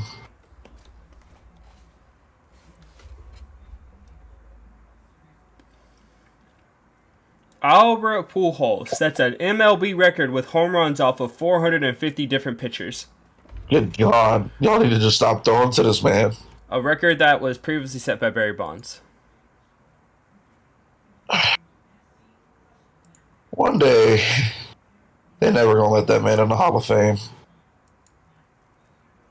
I had a really big argument with somebody because I was like, there should have been no reason why. I was like, they really blackballed Alex Rodriguez because they were really scared that he was actually going to be the all-time leading home run scorer because he could have done it. Yeah, well, he didn't. Yeah, because they fucking ended his first time offense for PEDs that they didn't even catch him for. 200 games. What? You know what? I'm gonna be honest with you. I don't think that was like them blackballing him in the sense. They did. I really that was, bro. 200 games. No. 200 games for a first time offense. That's usually 80. Look. I'm gonna tell you just like this. It's not a blackball, so he didn't win it. It was like it's the whole like he's like the. I'm trying to find the words for it because I don't think it was a blackball because he's such a money draw for the league, right? Like people show up to watch Alex Rodriguez play baseball, so I don't think it was a blackball thing. I think it really had to do with like baseball got so beat into a corner about the steroids thing because like all the best players were using it at some point, they allowed it, and they were like, yeah, it was cool. It was cool until like. Everybody was like, damn, this is like how much it was cool until people started getting into the how much is skill, how much is juice. Well, the thing is, I tried telling people this one guy this. He was like, it helps you line drives for home runs. I'm like, yeah, but you still have to hit the ball, and steroids don't help you hit the ball. Right, but like this is my point, and this is where I kind of go into this. Not in like I'm not real big on baseball, You know me in baseball. We have arguments. Yes. Not you and me, but me and Eric. Definitely. So I think Alex Rodriguez's suspension was like the product of overreaction. I don't think it was even like a blackballing. I think it was just overreaction. It was like this has been cool, but like now it's being called into question. Like people don't even know like how much of baseball is real anymore. We really got to do something about it.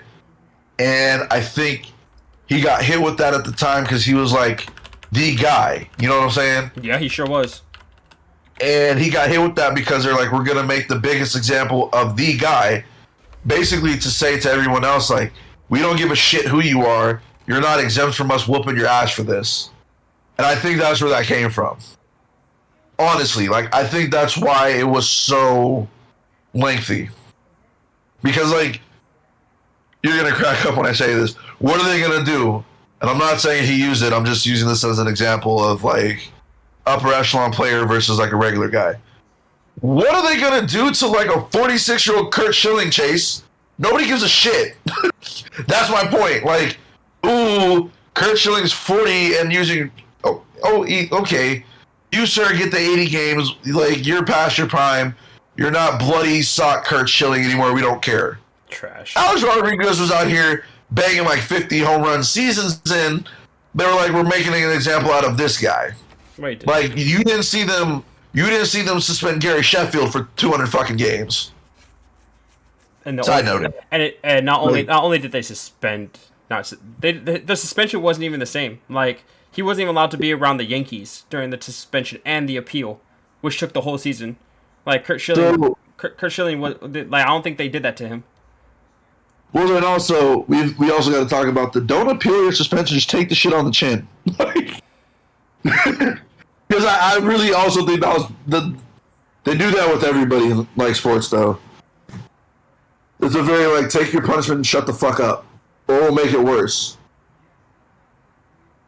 Basically 2 whole years, bro. Fucking A. Like, think about how. Here's one. You've heard it talked about. I've heard it talked about.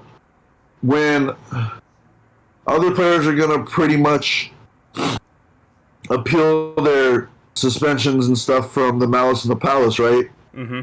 The only one who did was who? Jermaine O'Neal. And what they do basically was like, we'll give you more. Like, if you don't think that's enough, you can take some more. I'm like, damn. Damn, son.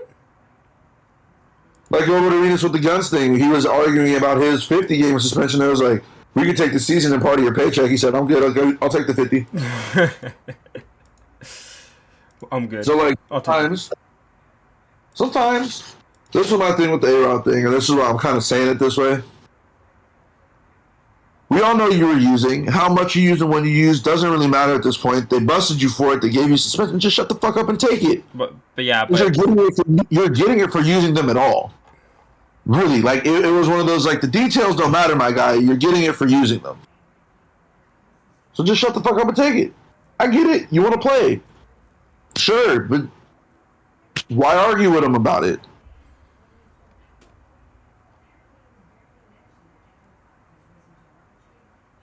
And you and I both know, like, you know, that was a large part of it. Oh, you gonna argue with us? It was like, they basically gave him, like, you don't see the point, so, like, let us explain it for you in greater detail. Boom. Oh. Go to games. There you go. Have fun. And then Fernando Tatis gets fucking 80 games for a drug that he claims he didn't research enough. I'm like, boy, what? Although I will say the one that really pissed me off about that was who? Ringworm case? Yeah, Ringworm. No, the one that pissed me off was who was it? Ryan Braun. Yeah, well, they really did not want to suspend it because Bud Selig was the commissioner of the league. I was like, are you serious? Oh, the testing was wrong. That's not what the test should have detected. Like, what? The testing. You're gonna crack up when I say this. Because you be laughing at me and like these little common sense statements I make. If y'all done seen what they did to all these other players, why the fuck do y'all keep fucking with it? You know they gonna catch you, and they know they gonna suspend you. What are you fucking with it for? 80 games is half a season. Why are you fucking with it? Stay off the roids. Stay off the weed. Anyways. Next week we have to do our. Well, this weekend we have to do our. I hope you didn't just say this weekend. No, well, I mean. Oh, that's right. Oh, that's right. You're gone. Fuck, dude. I don't know what you expect out of me this weekend, but it ain't that. When are you coming back? Monday. Damn, what the fuck? I'm out. Too many things about him off the court. So that's. All right. Well. Yeah. All right. Well. Covered everything we wanted to cover. All right, guys. That's today's podcast. We dived a little bit into baseball, which is entertaining because we've only been sticking to basketball. But regardless, we will be back on probably, I want to say tomorrow, but I will be streaming Apex and COD. So if you guys want to catch me there, catch me there. Follow us on our socials. You know. Hopefully I'm just so giddy for basketball season. Football season done started, so now basketball season is right around the corner. I'm so happy. So happy. Ugh. Long awaited. But anyways, Ripple's here. The B-Man is here.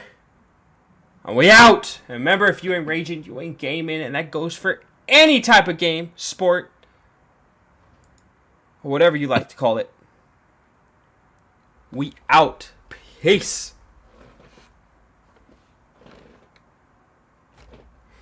Oh.